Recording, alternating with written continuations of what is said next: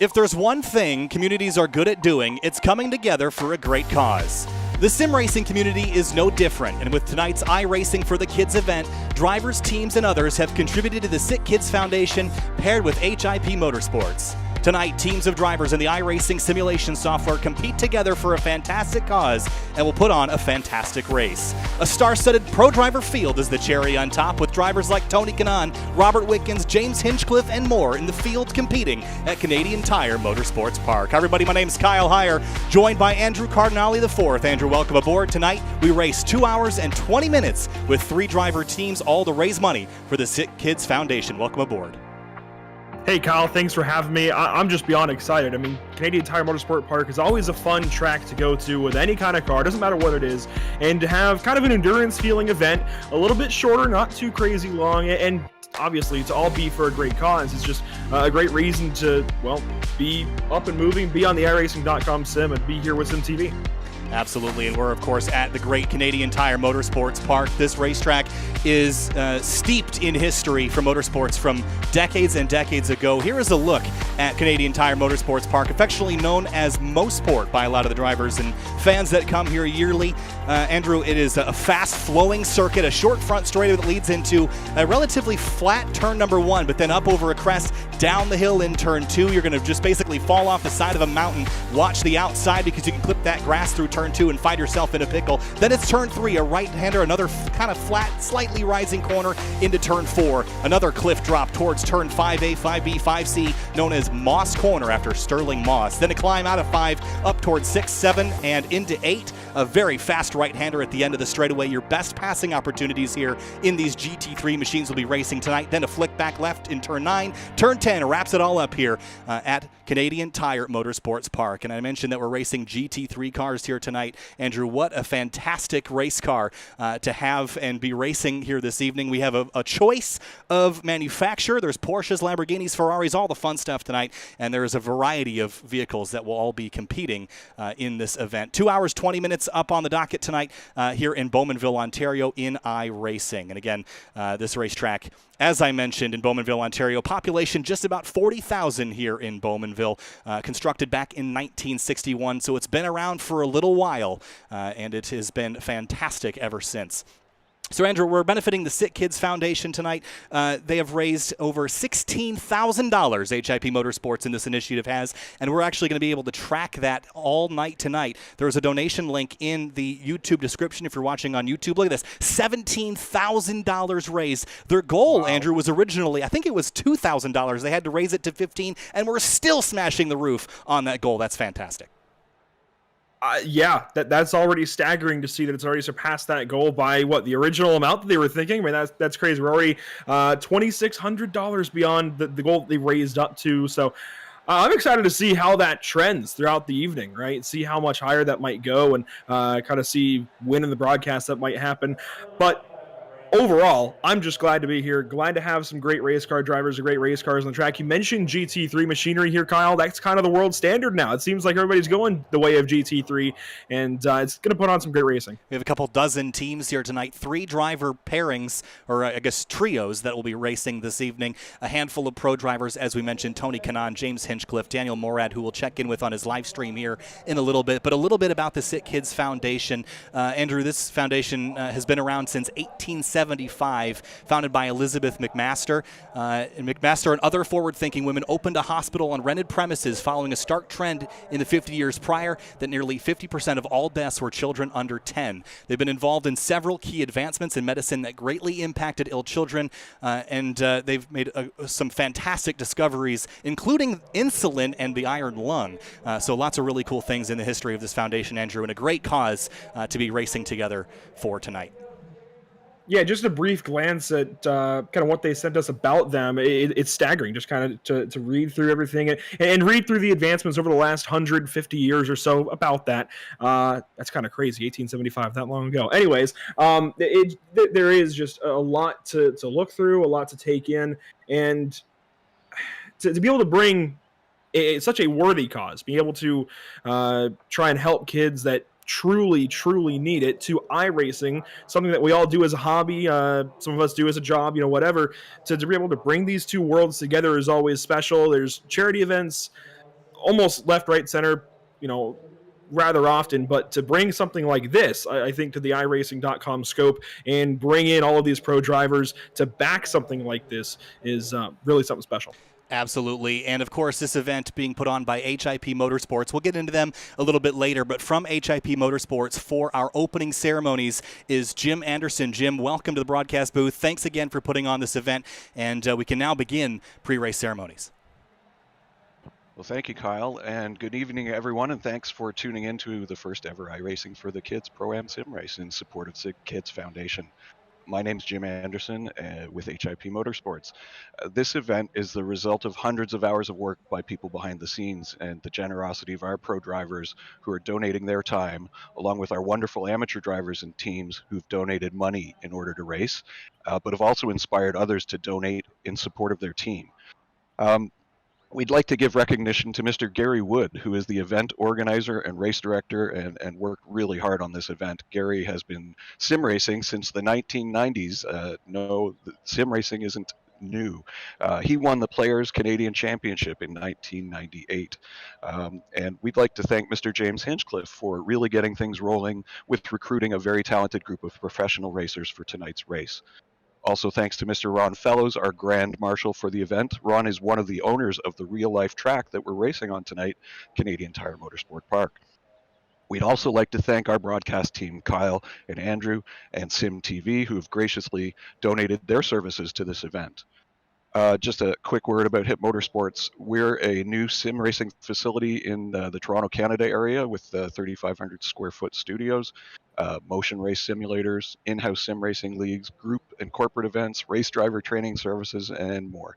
And we've just announced a new partnership with Canadian sim chassis builders Advanced Sim Racing to bring you ASR Toronto by HIP Motorsports. So now you can buy world-class Canadian-made ASR sim racing product line here, along with some of the top brands in sim racing gear. But we also produce esports events like the one you're watching this evening, with more to come.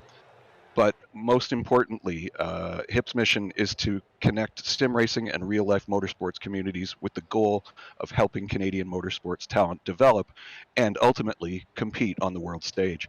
So tonight's race is a perfect example of just that, as this event brings professional and amateur racers and the sim racing community together. And this community has certainly come through for SickKids Foundation. As Kyle was saying, that when we approached SickKids with this idea, we had very modest fundraising goal, and we really had no idea just how much reach this event would have. Well, we kept having to bump that goal, and as Kyle said, when we went to air, we're over $17,000 raised for SickKids Foundation. So congratulations to everyone involved, and thank you, everyone. If you or know someone you know hasn't donated yet, you can still do that tonight and for several days after the event, and let's keep that total climbing. All right, Kyle, Andrew, back to you, and have a great evening, folks. Thank you very much, Jim. And, of course, Jim from HIP Motorsports. Appreciate his time and effort putting this event together. And now we're going to hear from Samantha from SickKids and Ron Fellows, our Grand Marshal for this event. We'll be right back. Hi, my name is Samantha Teasdale, and I work at SickKids Foundation. And I'm here today to thank you all so much for supporting SickKids. Events like iRacing for the Kids really help SickKids be everything it can be for children's health, and we are so grateful that you all have chosen to support SickKids in this way. At SickKids, it is the community that makes us everything we can be for children's health and the patients and families that we support. And your impact really does make a difference in the lives of the children and families that we serve. With the money that you and the iRacing for SickKids team has raised, we will be able to continue groundbreaking research for children's health, be able to build a new SickKids that will be better equipped to serve the needs of today, and your funds will also help our SickKids International program, or also known as the Herbie Fund, which allows us to help patients all over the world to get treatment that isn't available within their home country. I will now play a short video to show you all the impact that your donation or registration or participation in this event has given.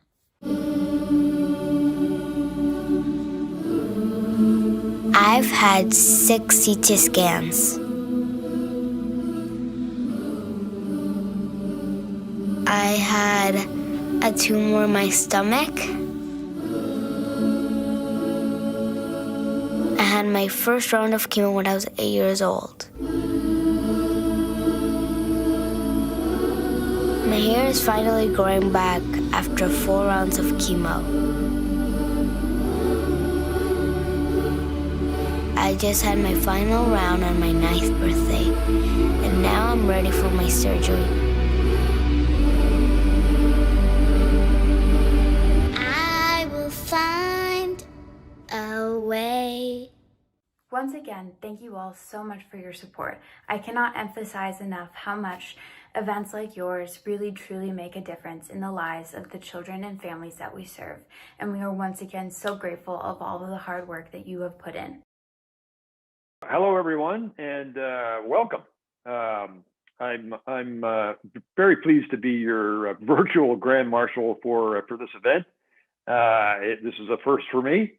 Unfortunately, my gaming skills are limited to Sega Senna Super Monaco 2 from decades ago. So have fun, but we're happy, more than happy to support all forms of racing, and obviously this is a tremendous cause for SickKids, and certainly congratulations to the amount that you've raised so far. That's fantastic, and hopefully during the race we'll get some more. But I know that SickKids is near and dear to a lot of us, including the Fellows family. So thank you, and have a great race. And I guess it's time for drivers, bring your cars to the grid. And we're back here live for iRacing for the Kids. Again, my name's Kyle Heyer, joined by Andrew Cardinale IV, and warm-up is almost complete here at the virtual Canadian Tire Motorsports Park. And Andrew, welcome back. Now, this is the first time we've seen cars on track tonight. Of course, qualifying was a little bit earlier, but this gives us a chance to go over some of the drivers and teams that are here tonight. We just saw Ron Fellows. Well, Sam Fellows is here tonight in the number 14. On the left-hand side of the screen, the ticker will show the driver that is currently in the car. And for the number 14, that will show the Sam Fellows driver behind the wheel. At other times, it will show the make of the vehicle, and also the team name as well, so you can follow along with the teams and the different makes and models that we have here. We've got the Porsche 911 GT3R, the Ferrari 488 GT3 Evo, the Audi R8 LMS, the BMW M4 GT3, the Lamborghini Huracan GT3 Evo, and the Mercedes AMG GT3, and I think there's one more that might be missing. That would be the Ford GT, which is available to drive, Andrew. I'm just not sure that a lot of people are going to choose that car necessarily, but there are basically every other make and model here that is available in iRacing on track for tonight. So really great diversity here in the cars, and we'll be following along both team and driver battles all night long. And I didn't see a McLaren in the lineup either, but I did notice that one Lamborghini and that one Mercedes. That Mercedes being piloted by Tony Kanaan and his teammates this evening. So that's a highlight then. Look for that one Mercedes in the field. That has Tony Kanaan in the car. In fact, he's in the car here in practice. This nice little warm-up session for these drivers. No surprise really to me, but the Moradness guys, they're top of the board already, Kyle. Moradness E-Stars red. That's got Juliano Romagnola behind the wheel currently. That is a Porsche. They are fastest, but Moradness E-Stars yellow right behind. That's the car that Daniel Morad will be in during this race. They're second place, and they're not far back. Absolutely. We'll follow along with the driver switches and changes throughout the night as well, so you won't miss a thing there.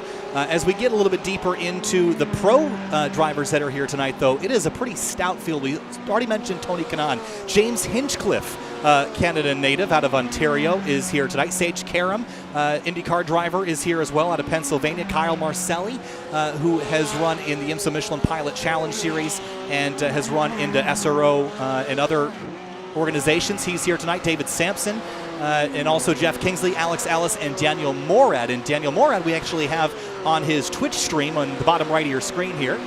So you can actually see that he's streaming at twitch.tv/Moradness, and you can join him over there if you'd like to follow along with his perspective of the evening, which might be a lot of fun. So make sure you got kind of a multi-stream. 2 tabs open tonight on your browser. As we head back into the warm-up here, we're just about ready to line them up and go green. We're going to be racing for 2 hours and 20 minutes, Andrew, so limited fuel to kind of keep the strategy flowing as well. Yeah, and that's where things are going to change up a lot from your traditional kind of endurance race. Usually these GT3 cars, they can run just about an hour, so a 2-hour, 20-minute race sounds like a two-stop in order to stretch fuel and tires that distance. That is not the case. We have a 50% fuel limit on these cars, which basically doubles the amount of stops you got to make. There is also a drive time minimum for each pro driver. So if you're new to kind of endurance racing and driver switches, usually there are minimum time allotments, I guess, that certain drivers have to be in the car, and that usually does depend on if they are a pro driver, depending on their license, really. That is the same here. Pro drivers, they've got to run at least 70 minutes. AM drivers have got to run at least 30. Now, these teams are structured with 1 pro driver and 2 AMs for the most part. There's a few teams that are all amateur drivers. So that kind of makes the pro driver do a lot of the heavy lifting and kind of get their team mostly to victory, hopefully, and get their way through the race. The biggest curveball, I think, for these teams to figure out that isn't called the drive time is also going to be tires. They're likely only going to take 1 set in this 2-hour, 20-minute race. You can usually double stint on tires as well, so it's not going to be that crazy to do. And a lot of teams are already expecting to go ahead and take that set of tires at a randomly determined competition yellow within the second hour. So that's a lot of information to unpack. Do not worry if that's got your head spinning. We'll keep you up to date on it throughout the entire course of the race. And believe me, I've already got timing and scoring on 3 different monitors here, Kyle. I'm watching a lot of stuff. Well, that's why I got you, Andrew, to help me out with that. Of course, Andrew from Pit Stop TV donating his time to be alongside me tonight, Andrew, so I massively appreciate you being here. Been a big help so far. We've got over 24 teams that are here tonight. If you would like to participate and donate to the cause, you can do that at the link that I've pinned in the YouTube chat if you're on YouTube. If you're not on YouTube, the link is fundraise.sickkidsfoundation.com/iRacing-for-the-kids. So make sure that you check that out, and as I refresh the page, we were at 17.5, we're up to 17.7 donated, so almost $18,000 donated to the SickKids Foundation, and that number continues to climb. All right, with qualifying complete, let's head down to the racetrack now. Andrew, go over last couple things before we turn everybody loose for a pace lap. Briefly, let's go over our weather for this race. Of course, we're in a virtual world, but weather still does matter. Have a look at the air temp, 75. Track temp, though, Andrew, 111. That's a little toasty.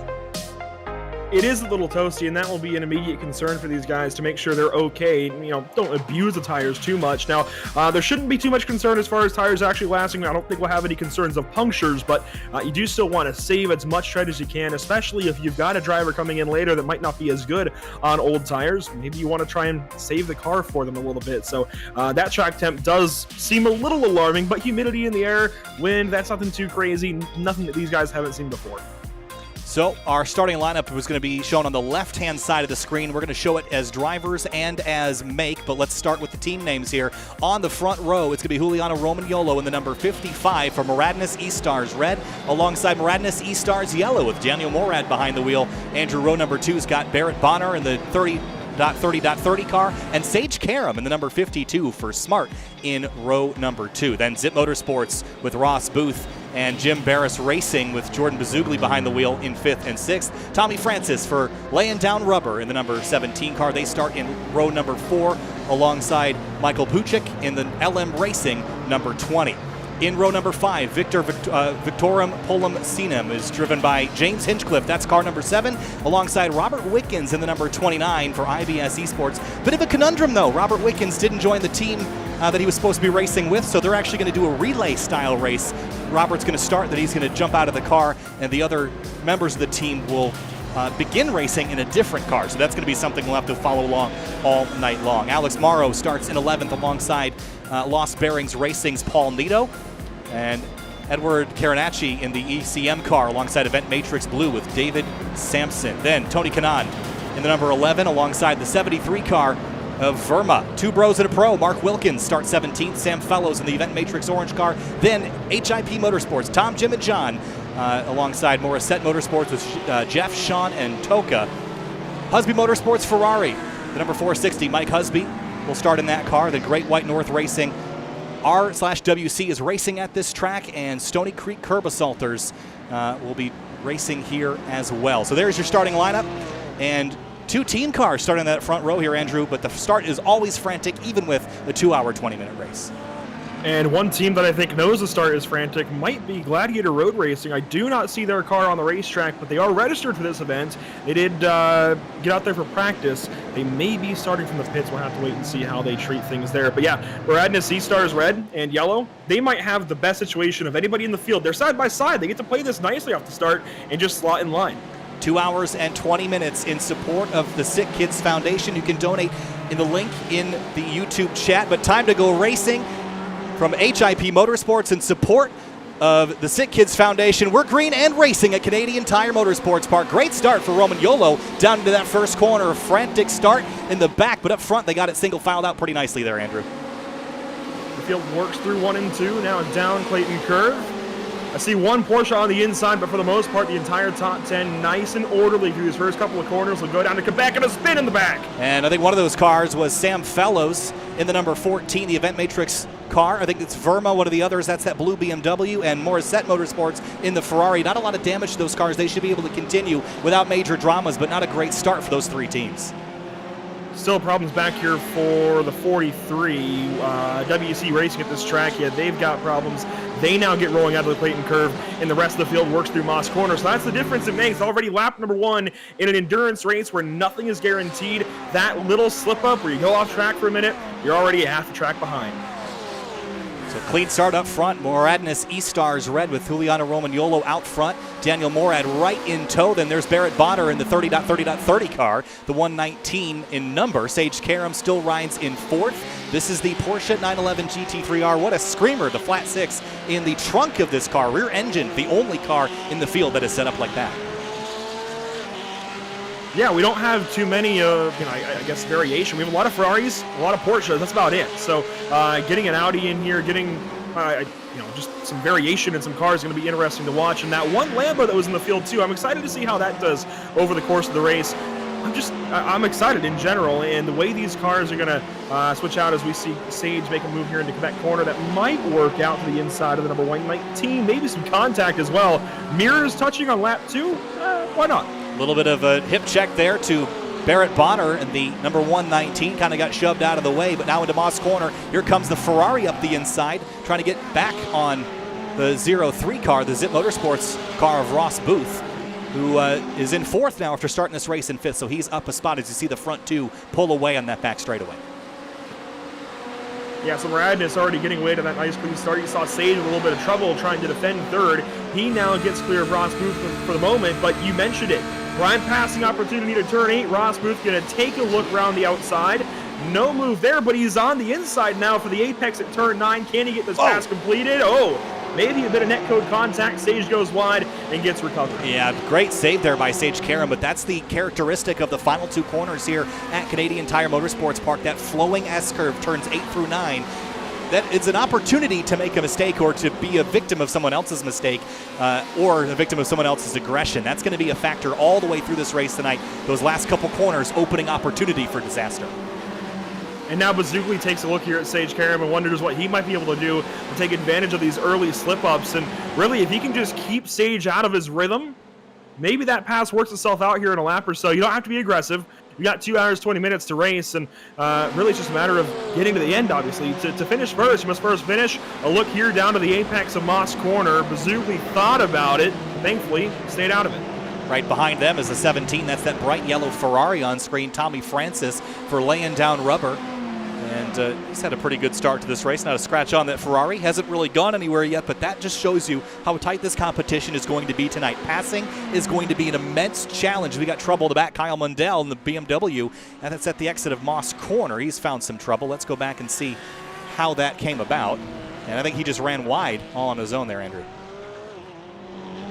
And that's so easy to do coming into that braking zone. The car gets so unsettled and compresses real quick, and it's easy to just wash out. And really, it's easy to overestimate how much speed you can carry into that corner, right?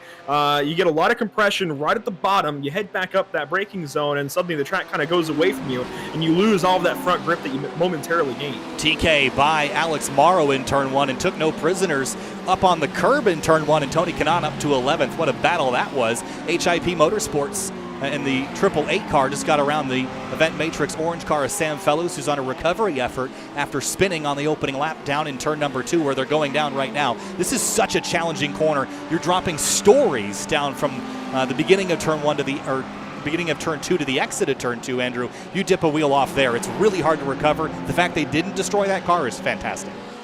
Yeah, take what I said about turn 5 and reverse it and apply that to 2 and 4, because you drop away, and the track drops away from you a little bit as well, especially right here in 4. There is a little bit of natural camber in the corner, so you don't go crazy off the racetrack, as the HIP car takes a big hit to the rear and goes off. I think they recover okay. It's actually that was Morissette, wasn't it? Yeah. Similar paint schemes. Yeah, Morissette Motorsports with Jeff, Sean, and Taka behind the wheel.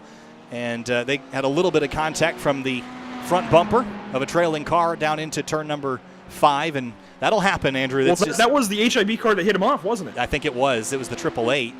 And is there damage to the Ferrari? Doesn't look like it, but how about this? The 14 is elbow to elbow. This is Sam Fellows to the inside as the 888, they're going to tangle there in turn 9. That was only ever going to happen, wasn't it, Andrew? Yeah, Sam just made a turn in, and I think was maybe just a little too aggressive for where the Morissette car, not the Morissette, the HIP car was positioned. We'll see it here on the replay. Yeah, I mean, that's just side-by-side racing at Canadian Tire, isn't it? Yeah, I mean, the challenge is, right, I mean, you got to turn in at some point, but was it an early turn in? Perhaps there was still a car there, but either way, I think they're both going to disagree on what happened and how it happened. But and when you're in the Audi and you turn in like that, it sets real quick. It does, and it's challenging to recover. Once you get these cars sideways, it's pretty much over. But not a lot of damage on either of those two cars. I think they'll be able to continue. They'll have a disagreement about it, I'm sure, but they'll move on and go from there. Meanwhile, let's check in on Daniel Morad. Again, we mentioned that we've got his Twitch stream up, and you can see at the bottom right of your screen. Again, you can watch him live at twitch.tv/Moradness. And a good start, but I was watching Daniel's live stream earlier. He's really, really fast. Runs in IMSA in a Mercedes, and is certainly no stranger to the GT3 platform.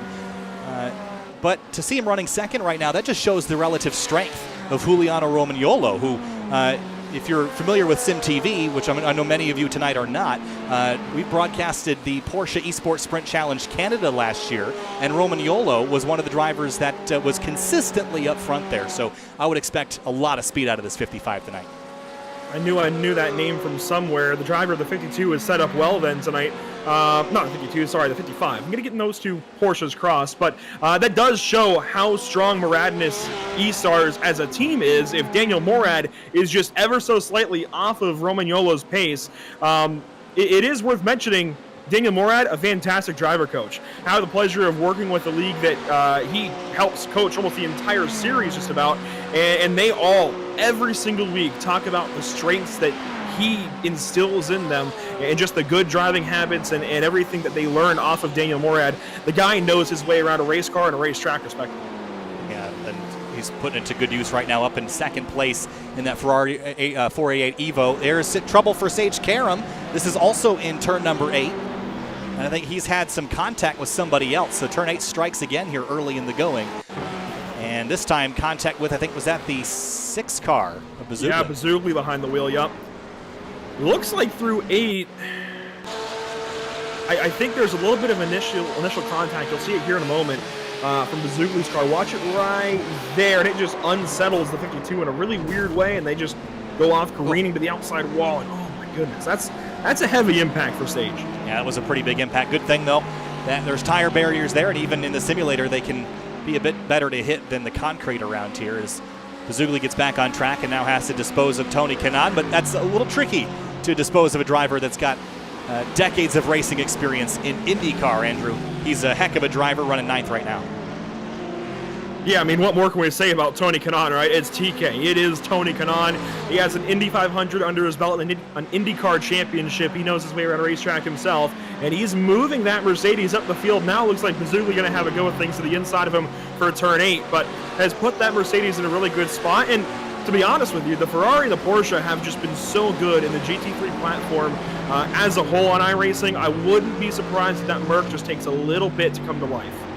Yeah, and we know TK will get the most out of it, but I think one thing TK takes to the table here is experience and knowing when not to battle with somebody. He saw Bazugli got in a crash and just realized that he might be faster and just had some trouble, so we'll get out of the way now and not fight and contend this position with 2 hours and 10 minutes to go. Great racing there as Bazugli is all over another IndyCar driver, Robert Wickens in the number 29. And these IndyCar guys, be it TK, be it Robert, be it Hinchcliffe, it doesn't matter. They all seem to dip into that sports car scene every now and then. Some more than others, going IMSA racing, running the Daytona 24, and so on and so forth. So they've got a lot of that experience too in these sports cars and working through. This isn't a multi-class situation for them tonight, but just working through this kind of endurance race, atmosphere. Robert Wickens, definitely not a stranger to that at all. Definitely not, and a bit of a gap opening up just up the road. In front of this pack, you're going to see a number 7 car. That's that red and white Ferrari, and that is another IndyCar driver. There's a whole bunch of them in the field. This one, James Hinchcliffe in the number 7, and already off to a fairly good start. But there is quite the field of drivers here tonight. It's really exciting to see some of these pros jump on board with this cause. Yeah, did you think when you woke up today we'd be seeing a train led by Hinchtown and followed up by TK on lap number, 9 coming to 10? I wonder if maybe there was a small incident that kind of separated this pack, right? Because Hinchcliffe really is leading this group, but he doesn't seem to be hindering them at all. Whereas laying down rubber, Tommy Francis, they've kind of taken off of it. They've distanced themselves. I wonder if maybe there was just a small hiccup there, a bobble that really separated them. Yeah, and it can happen so easily here. There's really one fantastic passing zone and like 6 that are suboptimal but possible. And the passing zone I'm talking about is turn number 8. So anywhere else, if you get held up, it can really be a challenge to dispose of the driver as Tommy Francis runs wide in turn number 5 and pancakes the concrete. There's some pretty heavy left side damage to that car now. Yeah, big crunch there. He's going to be glad that he's not on the new damage model, because that would be broken suspension parts, as TK is going to have it go up the right side, and TK is going to have the slipstream up the Andretti straight as well. I mean, he's in the prime opportunity to take that pass and go for it here in turn 8. He's just about got that Ferrari cleared, now moves on over. He's got that spot. You know, looking at this car, you can see right here is what took the brunt of the impact, but it doesn't really look all that bad, so he might have gotten away with it. Well, you know what I think I've noticed? When Sage had his bin into the tire barrier, I know these guys have unlimited fast repairs, but it seemed like the car fixed itself immediately. I think they've got healing damage on. I mean, that would be handy for a lot, as we got a battle back here, the 144. I think it's at the 460. No, it's the 15 car of Alex Morrow. This is a great Porsche on Porsche battle into turn 1. Very tight corners into that first turn. And Mike Husby in the number 460 Ferrari is watching this and licking his lips as he tries to squeeze up the inside for turn 2. Side by side, 144 in the Porsche around the outside, the Ferrari on the inside, and that might just be a pass made even before Quebec. Yeah, the Audi's now going to sit back and take a crack at the outside. No pass there, and they'll play nicely onto turn 4. Yeah, it was Event Matrix Blue. Sampson in command of the Audi as we head down the hill following the 144. Why didn't you tell me it was Sam Stott? I'm sure he's got his string rolling too. He runs crazy hosted events every week, and I mean, he puts himself in all kinds of situations. I guarantee you, no matter what Alex Morrow, Mike Husby, and Paul Nito can throw his way in this little battle, he's gonna be prepared for it in some kind of way. Now, I'm not saying there won't be a little bit of contact. That's up to them, but he'll be prepared for it. Here's a battle here, the 29 car, the IBS Esports driver. That's Robert Wickens to the inside of Michael Puchik, and he's gonna get shoved a little bit wide as Bazugli fills the hole, and now TK with Tommy Francis right behind. This is a frantic battle here and very exciting stuff as we are still duking and diving 15 minutes into this 2 hour and 20-minute race. Tony showed the nose into turn 1 and then kind of backs up from that number 20 car, or not number 20, I can't even use number straight. Yeah, number 20, the LM racing machine of Puchik that you mentioned. And I think half the battle when you're in these battles, Kyle, is showing the nose, just showing a driver that you're intending to pass. That plays mind games. It gets them thinking about when you're going to make that opportunity. So Tony Kanaan is going to show that nose a little bit, is going to just give you that headlight in the mirror, let you know he's there. And how about this? Started 15th up to 9th and is slowly clawing his way forward, and now has that 20 Porsche in his sights as we step up onto the back straightaway. I've talked a lot in the past about the balance of performance in iRacing and in GT3 specifically. Everyone always thinks the advantage of the Mercedes is its straight line speed and horsepower. Quite the contrary, actually. This car is designed to handle and doesn't really have the strength on the straightaways that you'd expect out of this car. It's much better in the tight and twisty handling sections. That's something I think the very detailed hands of Tony Kanaan can extract out of. The struggle is, I don't think you're going to have the speed on the straightaways to really compete with some of the faster straight line cars like the Ferrari or Lamborghini. Yeah, you've got your finger on the pulse there. I mean, this is a car that is actually quite balanced. Like you said, the anticipation is that it's going to just send it down the straightaways and it's going to pull, but it really doesn't. It's set up quite balanced. For any racetrack you take it to, it's always going to perform nicely. It's a matter of if it's going to excel or not, as there's a bit of smoke up ahead. I think a little bit of contact there in two, and a slow car on the outside, and that is Robert Wickens, a little bit off pace. Yeah, there was a little bit of, is he's to the inside of Bazugli now. Let's quickly go back and have a look at what happened. Caught the grass on the corner entry to turn 2. How about that, Andrew? That was a wild slide. Save. Let's go back and have another look at this. Watch this as he heads off into, oh, that is unbelievable that he didn't crash that car. Yeah, he's looking like he's ready for some grid life drifting. Absolutely. Big thanks to Grid Life for allowing us to cross-post this tonight. Not strictly a Grid Life event this evening, but allowing us to cross-post this for amplification. So big thanks to Grid Life there. There's also a couple Grid Life drivers in the field tonight, and there is at least one Grid Life Touring Cup driver, and that is James Houghton, who I'm trying to find what team he's on tonight. So we got a battle for 6 still raging here, Andrew, but I'm going to find out what team Houghton's on, and we'll go from there. Yeah, this is good stuff between Wickens and Bazugli now. Bazugli took advantage of that opportunity with Wickens sliding through turn 2, and it wasn't an immediate pass. You saw Robert had a challenge into Quebec corner, but just eventually the opportunity presented itself for Bazugli to go on by, and really, if you're in that number 6 and you are Jordan Bazugli, you're recovering at this point, right? You're kind of on a recovery drive, getting back through the field a little bit, and they're doing so quite nicely. And the James Houghton driver that I was referencing is in the car number 119. They're currently 4th on the timing and scoring. Trouble for the 460. Is this trouble? This might just be an early stop to play the strategy. I mean, with a 2-hour, 20-minute race, you could pit here. We're 20 minutes in. This, well, about 20 minutes in. This could just be a strategy play. Yeah, no damage to worry about tonight, so you're not fixing anything. So I think that have to be correct. I think that's a strategy play, an interesting one for sure. I don't think we've seen anybody else come to the pits early in the race, so I think that's the first of the complicated strategy that we're going to have to follow all night long, Andrew. It's going to get very confusing, but by the end of the race, I promise it will end in a spectacular fight in the very end of this thing. It's rare at a competition level this high that you ever have anyone just run away with it. And I'm just looking further into the pit stop there for Husby in the number 460.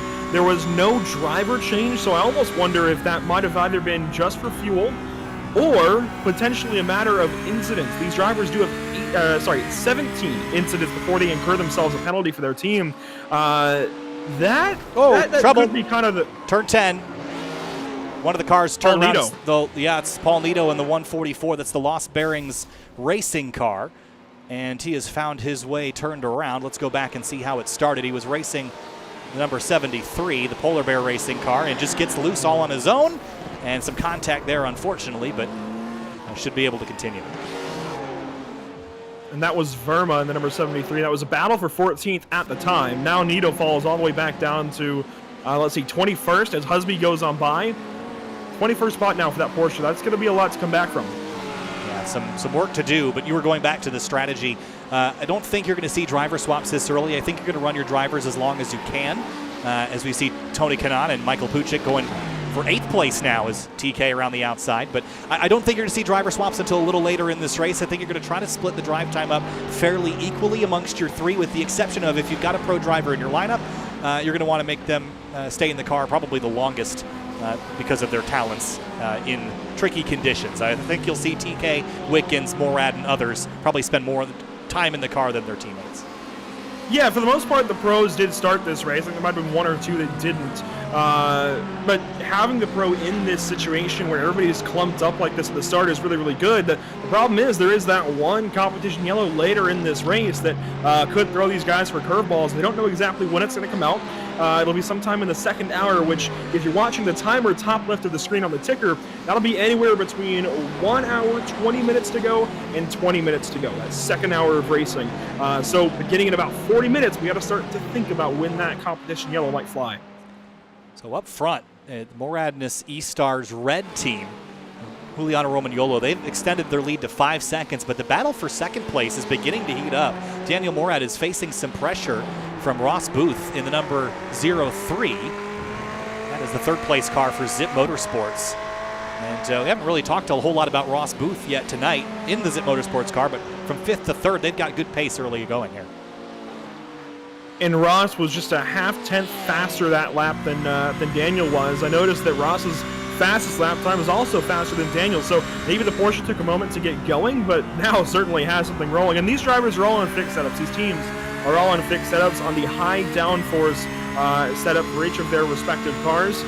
I think it might have just been a matter of burning some fuel off the nose of that Porsche and getting it rolling, which seems kind of counterintuitive as we approach some lap traffic here in Moss Corner. Yeah, trouble for Alex Morrow. He goes for a loop.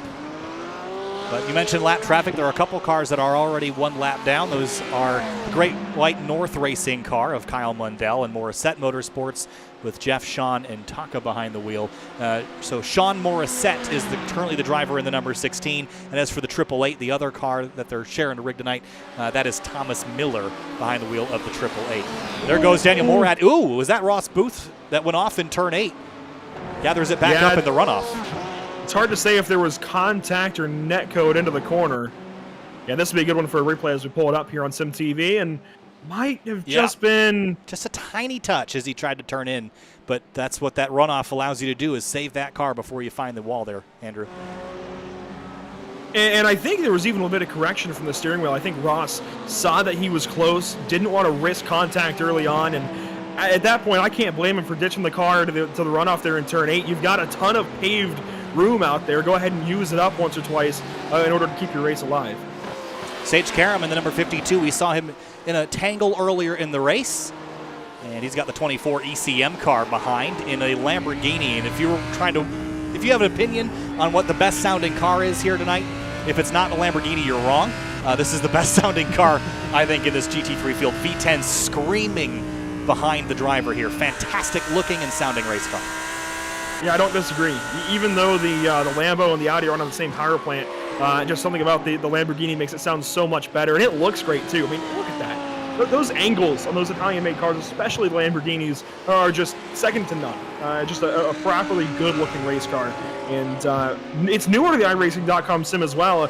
The Mercedes that's here, not the Porsche, the Audi that's here, those are a bit older. But the Porsche, the BMW, the Lamborghini, they're all quite new. Even the Ferrari recently got that facelift that just makes it look a little better. Sam Fellows, I think, has had another loop. Been a troubled race for Sam so far. Let's go back and quickly take a look. And this was, I think, coming down the hill where he was involved in that lap 1 collision the first time. But here he goes down into turn 2, and does the car step out? Does he catch the grass on exit? Right there. Ooh, he's trying to avoid another car. That was Alex Morrow, I think, again. Yes, it was, who just spun out a couple minutes ago. And it looks like Sam had to just drive the car off the racetrack to avoid an impact there. What makes that interesting is, out of all of that, Morrow is still in front of Sam Fellows. I don't know how Alex managed that to stay ahead of Sam and all of that, but he does so anyways. Now, those two are still for position, so that's going to be a battle that Sam has to take with a bit of caution, I think. Yeah, so Morrow and Sam have had a couple offs tonight, but still a long way to go in this race. It has just barely begun. Again, if you just joined us, you're watching iRacing for the Kids, presented by HIP Motorsports, raising money for the SickKids Foundation. Quick check-in on the donations. Again, the goal was $15,000. We're almost to $18,000. And if you're watching on YouTube, the link is pinned to the top of the chat. But a fantastic goal to set. But we've smashed the roof of that, and we continue to climb throughout the night. Really, really cool stuff. Yeah, I was going to mention in our text chat here in a moment, we're getting close to $18,000. It's climbing, much like the incidents apparently for car 888 HIP Motorsports, How I Play Motorsports, just served a pass-through. And I can only assume that was for incidents. Obviously, I don't know entirely for sure, but he comes out right in front of race leader Juliano Romagnolo for Moradness E-Stars, redding the car around right in front of these guys. Some contact? That was the 14 car again. Yes, it was Sam Fellows, and he got into the wall again. Oh, boy. But, man, it's sometimes you fall off the horse. You just got to get back on. And that was in side-by-side racing with Alex Morrow, and I don't know that I can pin out either one. Just heads-up racing at that point, a little bit of contact, and unfortunately Sam gets the short end of the stick. But the race keeps going. Here's battle for 9th, laying down rubber. Tommy Francis in the 17, defending from the LM Racing car, Michael Puchik in the 20. This is Ferrari versus Porsche. Classic Italian versus German battle here on the back straightaway here at Canadian Tire Motorsport Park. Another one of the classic pinstripes HIP liveries. Love seeing the HIP logos on some of these cars. Much like the, you can see the blue square on that number 20 LM Racing machine. That is the Sick for Kids logo. So I love that kind of involvement there. Yeah, right there. That blue square, it's on a lot of cars. I know I saw it on TK's Mercedes, and I believe on Hinchcliffe's car, the number 7 as well. So yeah, there is James Hinchcliffe, and how about this trio? Hinchcliffe, Wickens, and Kanaan, all nose to tail, 6 through 8. How about you can find a group of drivers that are comfortable racing around each other? Well, I think if you had to pick any 3, it'd be these guys. Yeah, the IndyCar class, if you will. Let's just put them in their own class. We'll be multi-class racing now. Is just have the IndyCar grouping here as they work through that corner now down to turn number 4 and into Moss corner. On board here with TK, the Mercedes is another one that sounds pretty good. It was kind of the standard for a long time, just a little more stable than the Audi, but drivers are kind of flocked away. You can see a lot of Ferraris in the field, but I still have a soft place in my heart for this Mercedes. I think everyone's going to have a soft spot for a Mercedes. That thing thunders down the straightaways. Really cool sounding car, and very sleek looking as well. It's gotten an Evo refresh that makes that mouth and that grille a little bit wider and more aggressive as well, as you see this trio work around the 24th place car, the Morad Motorsports car, with Sean behind the wheel. Alex Morrow around again in turn 1. And let's get that thing turned back around. As you see the 14 and the 15, they've been trading spots quite a bit tonight. That they have, and hopefully for Alex Morrow here, he can get back going, kind of roll into a nice little rhythm. I think the first pit stop for a lot of these drivers, when they come in and grab fuel for the first time, that'll be a nice little reset. Even if you have a little bit of trouble in this first run, it's okay. It's an endurance race. You have a lot of time to make a lot of that time back. I do quickly want to go back up to Hinchcliffe and Wickens for just a moment, because I don't know if you noticed it, but I did notice that Wickens had a cheeky little look to turn 8. I wouldn't be surprised if we see a move shortly, side by side between these two. It seems like Robert wants to get on by. Well, this is going to be a fun battle to watch. Robert Wickens in the number 29 down the hill, chasing James Hinchcliffe. And I wanted to quickly note, I'm not going to go try to find it, but it looked like Juliano Romagnolo had a 4-second slower lap last time around, a 1:20.0, and his best is a 1:16 flat. So a slow lap for Romagnolo last time around. But you mentioned Hinchcliffe and Wickens. Here comes Wickens now. The blue car to drivers left on the run to turn 8. Side by side, Wickens around the outside, Hinchcliffe down on the inside for turn number 8. It's going to flip-flop. Wickens will have the advantage in 9, then Hinchcliffe 10, and there we go through turn 9. You see Wickens nose ahead for a moment. Hinchtown is still on the inside. Oh, and look at TK. TK is going to take advantage. Holy up the cow. Inside down the front stretch. That's a pass made for TK. That was fantastic stuff, watching TK do the crossover there on Hinchcliffe. We got to go back and have a look at that from on board TK's car. Here, look at this. Sees the door, just goes for it. Classic wide turn in. Yeah, that was just perfect. And you want to know about experience. He knew exactly how long the nose of that car was and exactly where it could go, and it fit exactly where he wanted it. That's some good stuff between those guys. They go on by Alex Morrow. They work through Quebec corner now, and does Hinchcliffe maybe take another shot at TK then? Does he kind of try and reverse the roles, get back up there? Well, I think we talked, a big dive into Moss corner. We've talked at length about how the Mercedes doesn't have a huge advantage anywhere on the straightaway. It's really a corner carving car, but Hinchcliffe a bit of a struggle on corner exit out of Moss corner. That's going to slow him down just enough to let TK get some breathing room and use the slipstream to get back up to Wickens. So I think he might have an opportunity if he get back into the slipstream of TK, but for now, I think Kanaan's got it. And we're climbing right up to a half hour into this race, 30 minutes. That's about where the pit window opens up for these drivers at a 50% fuel capacity. And if any AM drivers are in the race, that gets them clear past their half-hour minimum drive time. So this could be where we start to see the race kind of pick up in that regard. Strategy certainly going to be on the forefront of a lot of teams' minds. You see Sam Fellows in the pit lane here with that number 14 car, Event Matrix Orange. No driver change just yet, but I wouldn't be surprised to see one. Another car in the pit lane. That's the Tommy Francis machine. The number 17 for laying down rubber. And yeah, I mean, this is where I think we start to see some driver changes. Yeah, I think we're going to see Tommy Francis potentially jump out of this car and turn it over to a teammate. Handful of cars on pit lane. Polar Bear Racing is on pit road with their BMW. ECM on pit lane in the lone Lamborghini in the field. So first opportunity to change drivers.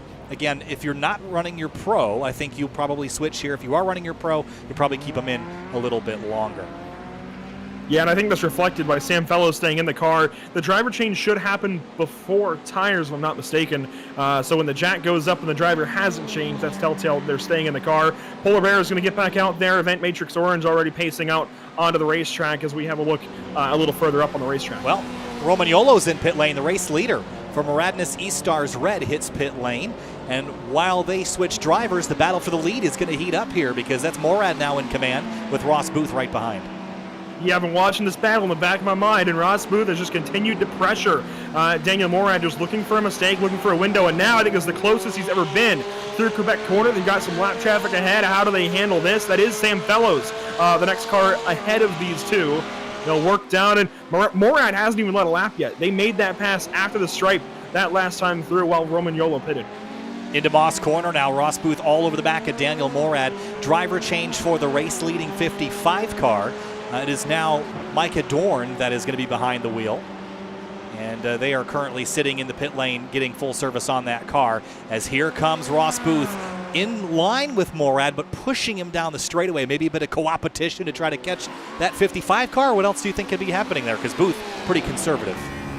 Yeah, it's a heads-up move from Ross. You don't need to challenge this early in the race. You've clearly got the number 25 figured out at this point. You ran him down, and at this point, they're both going to come in as well. So why do you fight and then come in and pit? You may as well just pit in sequence and get back on the racetrack. Good move from both of them. You can see Daniel Morad in his stream comes right through pit entry, and I'll tell you what, here at Canadian Tire Motorsport Park, it is rather narrow. It is a little bit frightening coming into the pits. Yeah, it is a very fast and frantic pit entry. It's also you're able to enter it so fast because it's right off of the racing line, so you can really charge that entry. But Morad is going to jump out of the car and will turn that car over to a teammate. That will be Keaton Pipe, yes, in the number 25 now. I also notice looks like Matt Owen's going to get behind the wheel of the Zip Motorsports number 03 instead of Ross Booth. So driver change there for both of those two cars that we were just watching.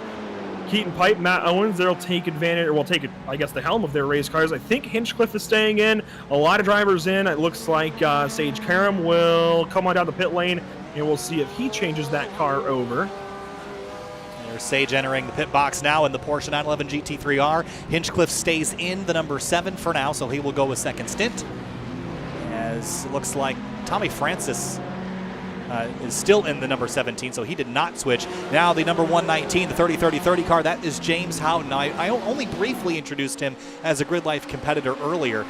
He ran in Grid Life Touring Cup in 2020 before the pandemic basically locked him in Canada, for better or for worse, and is so hopefully returning this season in Grid Life Touring Cup, which is a wheel-to-wheel racing series here in North America, centered mostly around the Midwest. It's a power-to-weight lineup. He's got an Acura TSX that he runs over there, but he comes from a time attack background. He got trouble behind him. The Morad E-Stars yellow team car that was second prior to the pit stop is in trouble.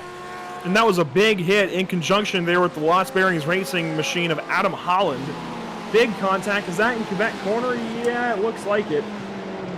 What in the world just happened? So, okay, the 144 gets sideways ahead and just nowhere for Dingham to go. Yeah, I don't know exactly how that started, but just gets loose.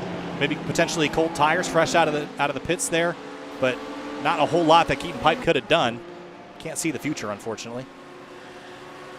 Two pros and a pro in. They, I believe, are handing the car over now to Chris Whalen. Did they make a change? Oh, they've towed to the pit lane, it looks like. So two pros and a pro in trouble. That's the double O machine. More trouble.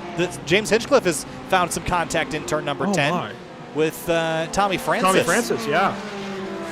They get back rolling. I have confirmed damage healing is on, so you can roll away from a crash and be okay. This is a look at things in turn number 10 for Hinchcliffe. Is it a product of the blinking? No. Honestly, that might have been. I don't know if Tommy saw him when James took the corner. Yeah, that was, could have been that, but that corner, it tees you up for moments like that where you dive down the inside and the guy doesn't see you. That happens all the time. But I wanted to briefly finish up my thought on James Houghton because his background is not, he does a lot of wheel-to-wheel racing now, but his background is in time attack and had a crazy time attack car that he ran here in the United States and all over that he has kind of traded in now for the GLTC car. So James is an incredibly capable driver, does a lot of oval racing here in iRacing as well. So excited to see what he can do with this 119 in his hands. But it has gotten crazy here, Andrew, after this first pit stop. And I'm trying to keep tabs on what's gone on here. I know Bazugli has now taken the race lead, I think, by virtue of not changing hands at the helm. Matt Owens sorts into second place for Zip Motorsports. Ross Booth was in that car previously. Robert Wickens, after his pit stop, he is sorted into third. Now he'll hand, well, the pylon, I guess, over to the rest of his team after he finishes up his minimum driving requirements. You can see Val DePetro in the number 102. They sort into ninth when it's all said and done, right behind James Hinchcliffe and ahead of Tommy Francis after their excursion. And now it looks like, is that Hinch in? Yeah. Well, it's I saw one car drop. No, Hinch is still here. But riding on board with Val DiPietro, should mention that he's also raced with us in the Grid Life iRacers group before, so good to see him back. This 102 car, though, this started deep in the field. 24th up to 9th now. They've come a long way and continue to climb forward. Good competitive lap times. Well, patience is always key. That's what we talked about earlier. You know, to finish first was first finish. So if you're that number 102, just slowly work your way through this field, and things should go your way. Obviously, outside influences such as other cars sometimes maybe hinder that, but they're doing a pretty good job of it so far with Val behind the wheel. They've got now a pretty good battle. Imagine having Tommy Francis up the mirror and James Hinchcliffe out the windshield. That's quite the duo there, nose to tail, as we watch DiPietro go the long way around, and Francis will sneak up the inside and now tail Hinchcliffe through turns 8 and 9. Wanted to quickly note that the differing strategies have put different teams on top of the board. Jim Barris Racing is currently race leader with Jordan Bazugli behind the wheel. Matt Owens in second with Zip Motorsports. Then it's IBS Esports with Robert Wickens and Tony Kanaan fourth, James Houghton fifth. But these are all very different strategies from what we saw the drop of the green flag. So this is all going to shake out very differently as the race moves on. And for fifth, it actually puts Mike Husby right behind James Houghton for that fifth spot. In fact, just a half second back. And remember, Husby pitted early on, right about 20 minutes in, to just get that fuel stop out of the way. He kept Husby in the car. We'll see how that works out for them. Micah Dorn, I believe, is behind the wheel of the 55 car from Morad Stars Red. So Romagnolo gave that car up to Micah. I mean, a lot of this is sorted out really oddly. And I mean, of course, because the driver change, really. We had a driver change for Zip. We had a driver change for Morad Stars Red. And I think those are the two biggest ones. That's what's really changed the order. Bazugli did not change drivers. He stayed in the car. That's why he's so far ahead. Robert Wickens stayed in the car. That gave him a lot of time. Same with TK, the number 11. And then really it comes down to the contact we saw between Francis and Hinchcliffe as to why they've fallen so far back. And now you see Andrew Waring in the car battling with Tommy Francis here in the number 20. Man, battling is an understatement. This is an all-out brawl here through turns 8, 9, and 10. Waring is storming through the field after their pit stop. He's charged by Val, and behind him in the 102 car now is all over Francis in turn number 1. This is getting really dicey. Yeah, that was an optimistic look there to the inside, just seeing if he could poke his nose there and get lucky, I guess. They'll go over the crest there for Clayton Curve and try and set something up for Quebec Corner, maybe. Quebec isn't really a great passing opportunity, but he's going to make it one up the inside. Goes Andrew Waring. That's a pass done on Tommy Francis. Easy as that. He made that stick, but he chucked it down there to get it there, and Tommy Francis is now all over Waring again on the run down to Moss Corner in the tow here. And it's so hard to pass because the change in elevation on the entry to Moss Corner here, you're compressing the car. You've got a ton of grip. You can stop the car with the aid of gravity. You stop so fast, it's really hard to outbrake somebody in there and not end up in a crash. And the way the car handles over all of that changes so drastically as well, from losing weight coming over the crest for turn 4 to dropping down into that kind of bowl almost and compressing really hard, getting a lot of grip suddenly, and then suddenly that grip goes away because you come up over the crest for turn 5 and the track kind of falls away just a little bit. So you've got to have your turn made really at turn in. You can't rely on center corner grip at that point through Moss Corner. It's really, really fun. As here we go. Problem for the HIP Motorsports machine, number 888. That's got, I believe, still Thomas wheel? Miller is behind the wheel, as far as I understand. So he's had some trouble, but gets back rolling and just gone a lap down, but there's going to be a handful of cars. There's going to be several laps down between the front and the rear of the field by the end of this race because of the pace difference, but it just goes to show you how fast the front of the field is, as they're not running really any slower than they did at the drop of the green flag. No, pace has not dropped off at all, and I didn't really think it would. I think really the tires on these GT3 cars almost come alive the longer you run them, at least maybe up to about an hour, then they start to kind of maybe trail away, and we haven't even gotten close there yet. We've still got, 20 minutes to go before we hit that hour mark?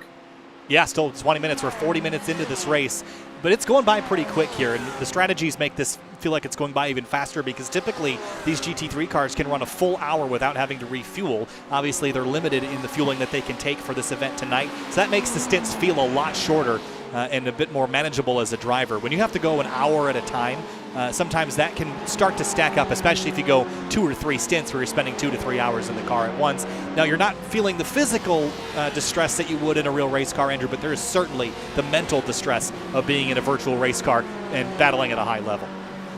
And depending on the rig and how you've got everything set up, as you see Waring and Hinchcliffe, nose to tail here. Hinchcliffe is that blinking car. I think he's gone for the Christmas tree look a couple of weeks late, but depending on how you've got your rig set up, it can absolutely take a toll on really your sitting position. I know for me, a long time, a struggle with endurance racing was sciatica in my legs, depending on where I had them, and just trying to find, I guess, the way to set yourself up right that you can handle being in that position and working the wheel, working the pedals for hours on end in some cases. That's what's most important. It won't set in too bad for these guys. Again, 70-minute drive limit, or not limit, but minimum, as, the 7 is in the grass. That is Hinchcliffe. We just saw him. He was doing okay. He disappeared behind the trees and didn't come out the other side. But I wanted to briefly also talk about why he's blinking, because I know we've got a lot of viewers that don't typically watch iRacing or maybe don't know about how this works. Again, everybody that you're watching tonight, this is a real esports event. Every person here that is competing tonight is a real person racing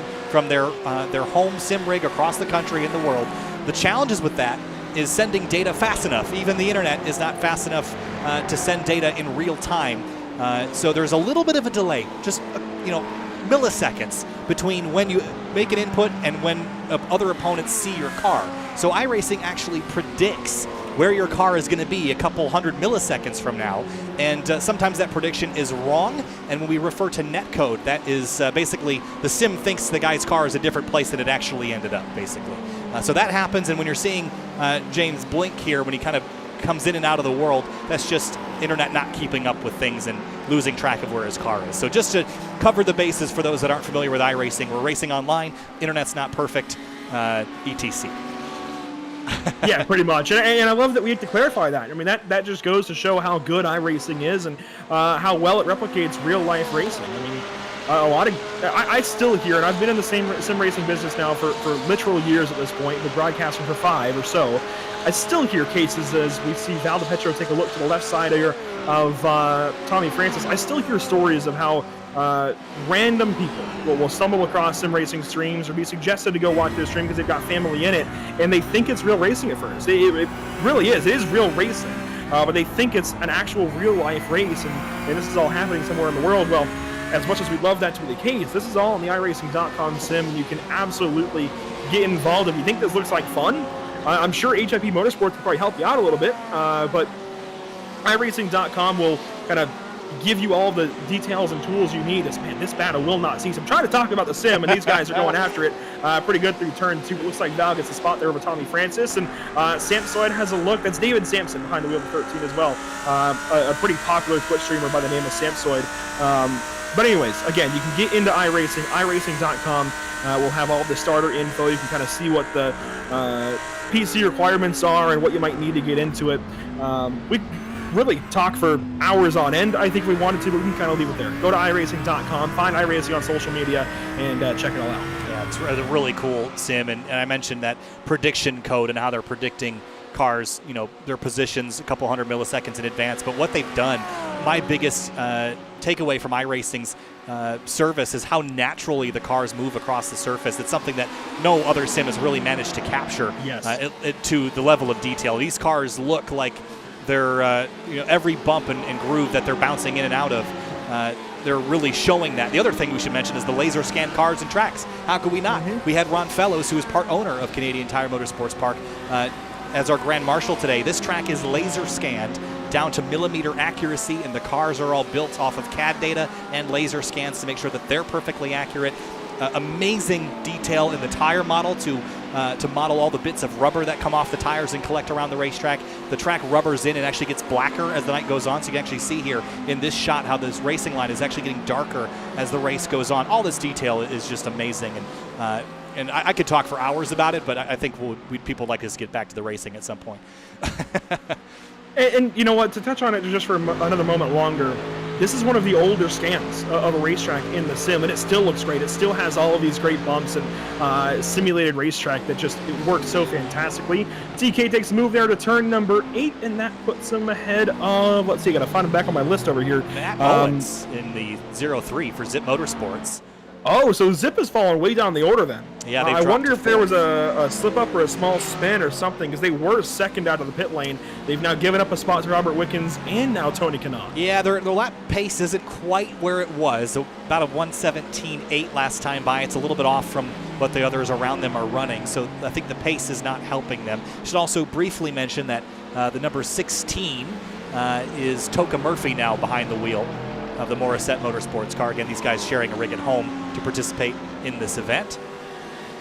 So it was Sean driving, now it is Toka behind the wheel as they head down the hill.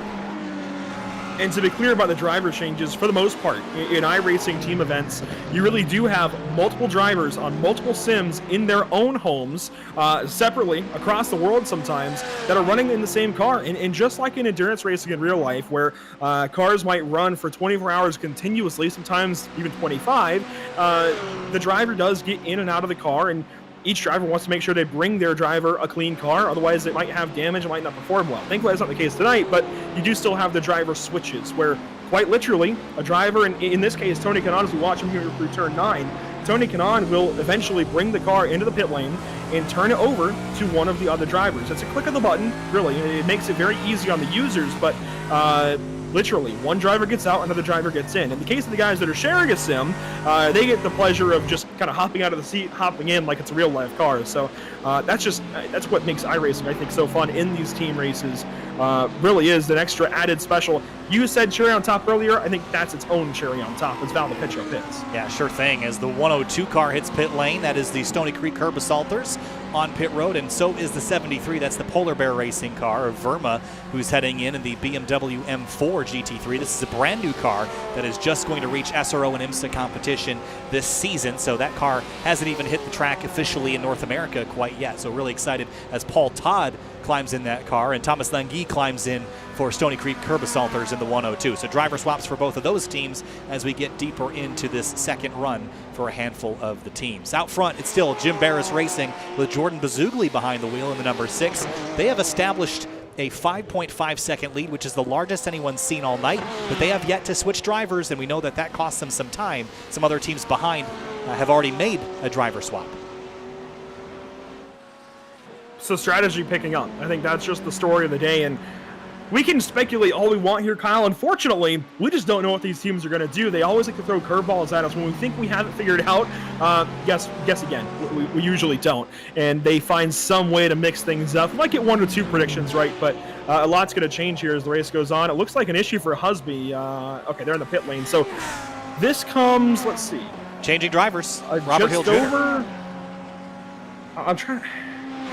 My math is not working. This is about a half hour exactly after their initial pit stop. So this makes sense for a driver change. So that's what, 50 minutes on their starting driver. Now Robert Hill will climb aboard and be able to do some more.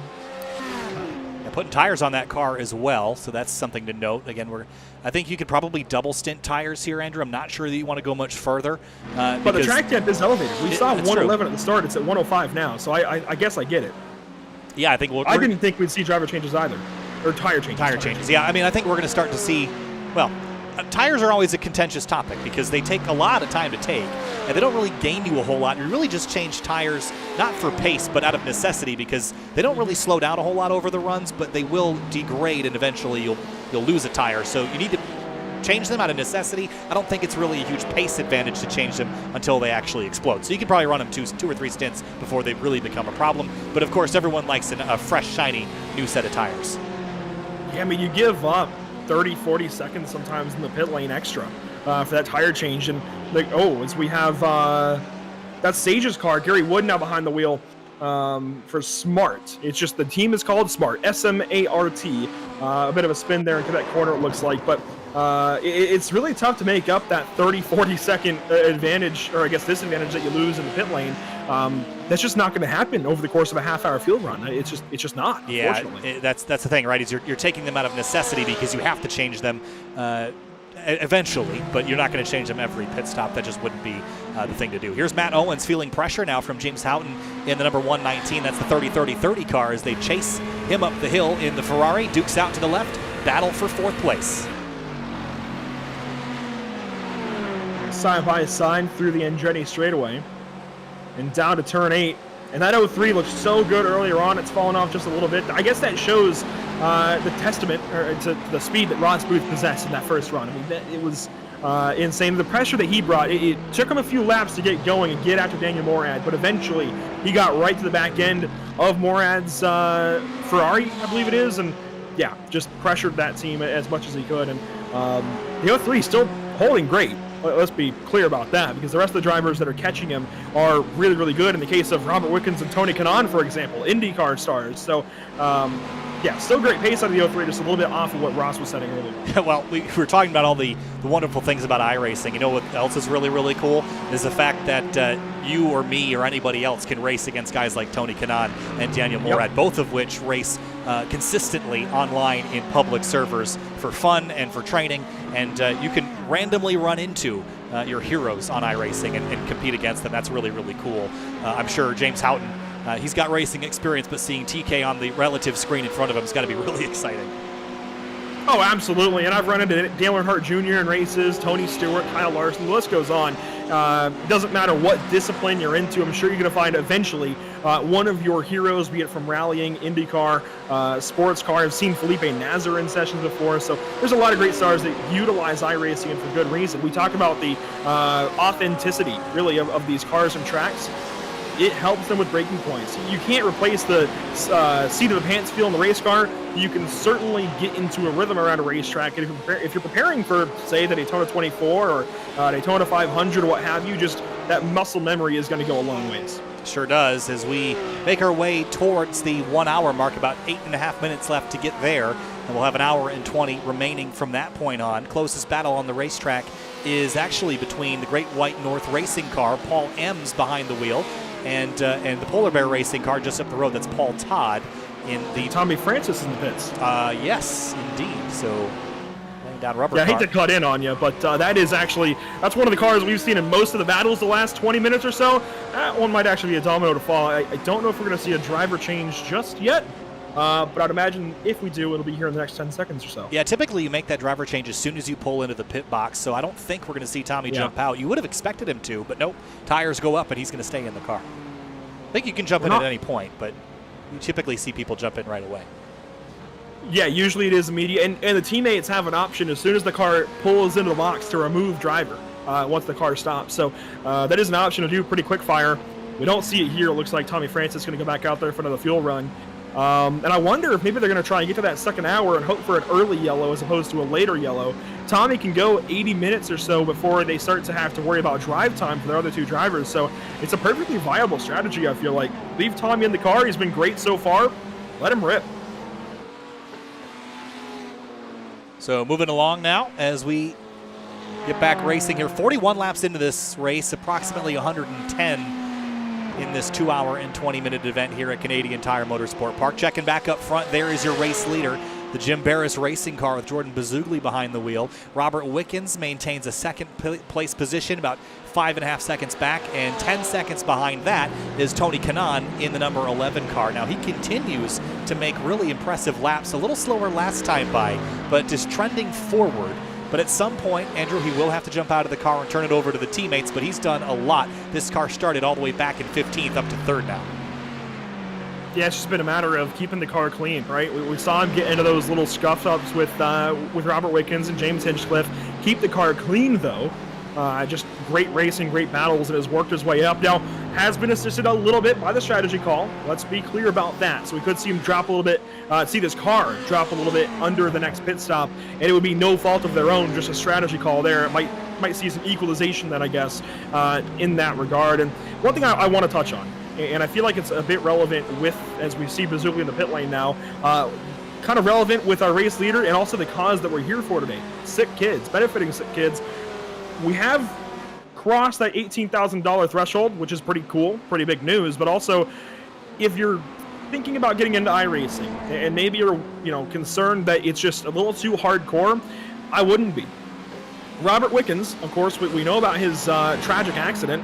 He's running on hand controls, right? And he's waxing the field right now, I'll be honest. And would absolutely be waxing me if I was out there, would be driving away.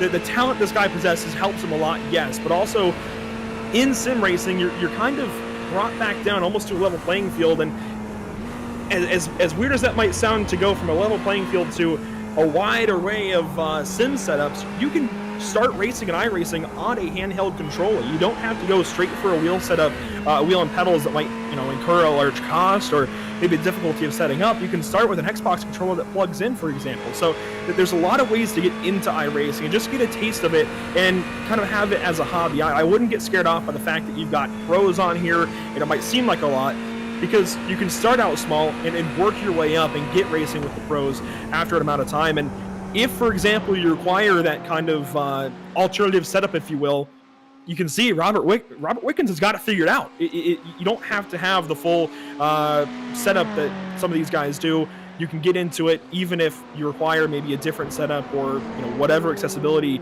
I guess, differences that may come your way. iRacing is properly a sandbox in that regard. And you know what? So you talked about Robert's hand controls, and I've loved following his recovery after his IndyCar crash a couple of years ago. At our Grid Life game night in Las Vegas at the Luxor Hotel a couple months ago, we actually ran an activation at SEMA where people could qualify for a live-streamed event at the HyperX Esports Arena. And one of the drivers that showed up rolled up in a wheelchair at our SEMA activation, jumped on our sim rig. I didn't even know that the wheels that we had some of the paddles set up as throttle and brake. He jumped right on and drove out and beat everybody and had the fastest time of the week.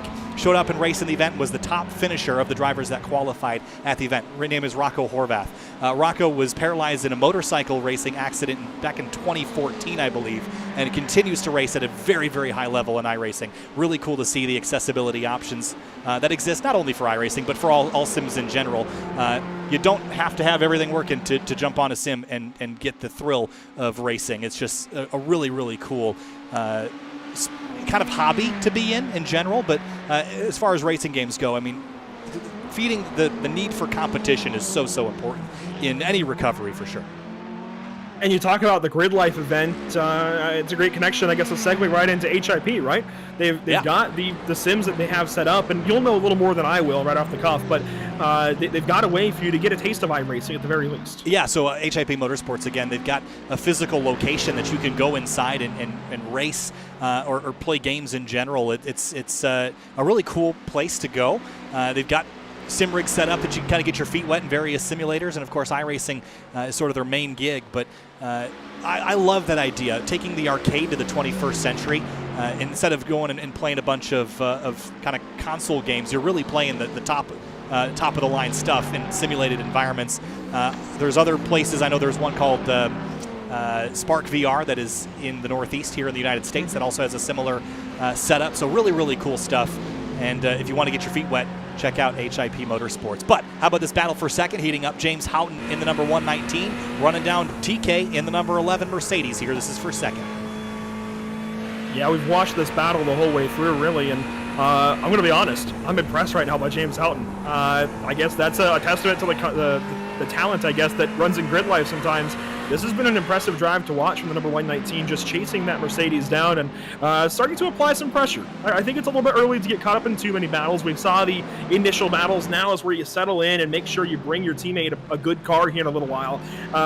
This is just good racing at this point. Good endurance racing, really. Yeah, and James Houghton's wheel-to-wheel experience, he's got a ton of wheel-to-wheel experience here at Canadian Tire Motorsports Park, but when he ran his one and only round in the Grid Life Touring Cup at Circuit of the Americas a couple years ago in a brand new build, he won 3 of the 4 races over the course of the weekend. He is a real talent, and excited to see him race back here in the United States this year. But he's run countless laps in his Acura TSX here at Canadian Tire Motorsports Park. That car does not have as much power as this Ferrari GT3, but he really does get the most out of cars that he is given, whether it's in the real environment or the virtual. And chasing down an IndyCar driver has got to be one of the coolest things that he's ever done. That's a really neat thing. As he battles TK for second place, they just put the 460 Husby Motorsports Ferrari a lap down. That's Robert Hill Jr. just off the shop there. To that point about chasing down IndyCar champion Tony Kanaan, Michael Decker out in the YouTube chat, TK, enough said. That's all he said. Pretty much. I mean, what more is there to say about a guy that's had a career as long and as successful and as beloved by fans? There's probably not a whole lot of drivers out there that you can find that are loved more by their fan base than Tony Kanaan, or people that are not in their fan base. I mean, TK is just a lovable guy. But he's got pressure now from James Houghton as they climb up the hill. That Ferrari is right there. He's going to duke out to the left, and side by side down the back straightaway, they will race for P2 in the HIP Motorsports event. iRacing for the kids. Again, donation link in the YouTube chat as we got a battle for second. A good one as well. Houghton around the outside takes a crack at things around the outside of turn 8, and TK gives that spot up easily. That is that awareness of a race car driver to just admit that, yep, Houghton caught him, and oh, he's pitting, so that kind of works out as well. But Houghton caught him, ran him down for a reason. Give that spot up nicely and easily. Self-preservation in a race like this, and right at the hour mark as well. It's 10, 11 seconds past the hour mark now. He's going to turn that car over potentially. I don't think that's a mistake to come in right at the hour mark. He's going to switch drivers most likely here in that number 11. And yes, he's going to hop out. Who will hop in for Tony Kanaan? It'll be Eric Vendroff who will be hopping in the number 11 car. James Houghton just stole that spot away, but he just got in this car. So I think that overall that puts the 119 over the 11 once he pits for fuel, and I think he's going to have to reasonably soon. He's been out on the racetrack for 22 laps. That's almost a half an hour, and that's roughly the fuel limit here. Yeah, we expect about a 30-minute fuel window, maybe a little bit longer depending on how much you can save, maybe as much as 35. That might stretch it. So really it's that 30-minute mark, maybe a lap longer. Maybe 2 if you're able to save enough from the draft. To see Rich Price now getting behind the wheel of the number 13, relieving David Sampson, who is behind that car since the start. So Rich Price jumps in the 13. Also give some love for the people on the HIP Motorsports Twitch. I got my set of eyeballs on the YouTube side tonight, but if you're over on Twitch, the link for the donation is fundraise.sickidsfoundation.com/iRacing-for-the-kids. And we're going to continue to watch that number go up, and you'll see at the bottom right of the screen, over $18,000. That number continues to rise. And again, HIP Motorsports helping put on this event. And there originally was a plan to have a lot of drivers at the HIP Motorsports facility, but obviously can't do that right now with the way things are. So everyone joining remotely. What's going on? We do have a problem here for Eric Vengroff off in turn number 5. Just by chance happened to still be following the number 11 on my own side of the sim, and yeah, just problems getting into the braking zone for Moss Corner. You'll see it here. It is the Morad, this yellow car behind, but no contact. Vengroff just overestimates, and that's what I'm talking about. That grip suddenly goes away. You feel like Superman in braking, and then you turn for the rest of the corner and like, whoa, never mind, this isn't figured out at all. Man, that's tough. But you know, there's a lot of pressure on drivers as soon as you jump in the car to be right on pace out of the gate. You just got to take it easy for a couple laps. Make sure the tires are warm if you've switched tires out. That can be what catches you off guard, as I think the 119 is in pits. Yes, it is, and I think we'll see Houghton stay in the car. You briefly mentioned the Morad in this E-Stars yellow car. This was the car that was driven by Daniel Morad earlier in the night. That car remains 7th at the moment, but pit stops are underway, so a lot of this is going to shuffle in the next few moments. Yeah, what's great about this race and the way the fuel is going to work out, the way the driver changes are going to work out, is we're not going to know what's going on, really, until the final 20 minutes or so. We might get a clearer picture under the full course yellow whenever that comes out, but we're really not going to have a great idea of how this race is going to shake out until close to the very end. So it's going to be compelling all the way down to the final minutes. Compelling was certainly never going to be the shortcoming of the event tonight, that's for sure. Battle going on here between the 52, this is Gary Wood, and the Polar Bear Racing car, Paul Todd. That's the blue BMW in tow. And this is a pretty good fight for 14th place at the moment as they head down the hill towards Moss Corner. And yeah, you mentioned over on Twitch chat, and everybody over there. They are sitting at about 230 strong, just casually over on the HIP Motorsports Twitch channel. Pretty cool. Yeah, everybody's turning out in droves for this event. This is really, really cool, and we really do appreciate it. We got to give them some love. So I'm going to just drop in the link into the Twitch chat to help them out as well. And thanks everybody for joining us. If you're on Facebook, thanks for joining us there. If you're on Twitch, thanks for being there. And if you're on YouTube, thanks for being here. All the different places that we're on tonight. Appreciate everybody popping in and helping us out and amplifying this event to the best of our ability. This has been a blast to be a part of, and we're far from over. An hour and 15 minutes to go. About 75 minutes left in this event. Rich Price in the number 13 now has Moradness E-Star's red car of Micah Dorn right behind. This car was up front early, had some trouble, or pit early rather, did they not, Andrew? They're on kind of an off strategy here. And they weren't entirely alone in the off strategy game, I suppose, just getting out of sequence and doing things a bit differently. You now see Micah Dorn behind the wheel of the 55 car, and Roman Yolo got out of the car early, which I did not expect. I think that's really the curveball for the number 55. They've now left Micah Dorn in since that initial pit stop, and it's been now 40 minutes, almost 35 minutes or so since he got in the car. And I wonder then, is Micah going to give the car over at the next point in time, that, when they come back down the pit lane and when exactly that might be? Well, they just pit 6 laps ago, so they've just made a second pit stop relatively recently. So they've got a little while to go on this stint and might actually overtake a few that are on pit lane at the moment. So that's good news for them, as we've got a bit of a battle here. Eric Vengroff and Robert Hill Jr. into turn 1. That was really dicey and tight as they came through that first corner in 4th gear. Good battle now for 7th place. And turn 1 is always pretty sketchy here at Canadian Tire. I feel like that's what makes it a whole lot of fun as they work through turn number 2, Clayton Corner. They'll go down to Quebec, and that's some heads-up racing there as well, giving the spot up. Yeah, and Vengroff still working up to pace right now, right on the rear bumper of Robert Hill Jr. now. A recovery to try to grab that spot back as Robert Wickens hits pit lane. So this is the moment where we're going to have to follow along carefully, because Wickens, again, joined the wrong team. So that's why he doesn't have a livery. So his team is actually going to enter the racetrack after this pit stop is complete. And I think they just have. That's Gladiator Road Racing, right? The number 27. Yes. They are now out there in 25th spot. Unfortunately, we're not going to know exactly where they shake out in the overall standings when it's all said and done, at least not for a little bit. But I'd imagine they're going to take those two times and put them together as best as they can. We're going to make the best of it anyway. Yeah, it's going to be tricky because we're going to have to follow along sort of manually with these guys. But Gladiator Road Racing with Jonathan Rolston behind the wheel now, instead of Robert Wickens, who climbs out. He is done for the night. So now it'll be Jonathan Rolston behind the wheel of that team car that Wickens piloted in the first hour or so of this race. So James Houghton leads the way now after making their pit stop, and they're off to a really strong start.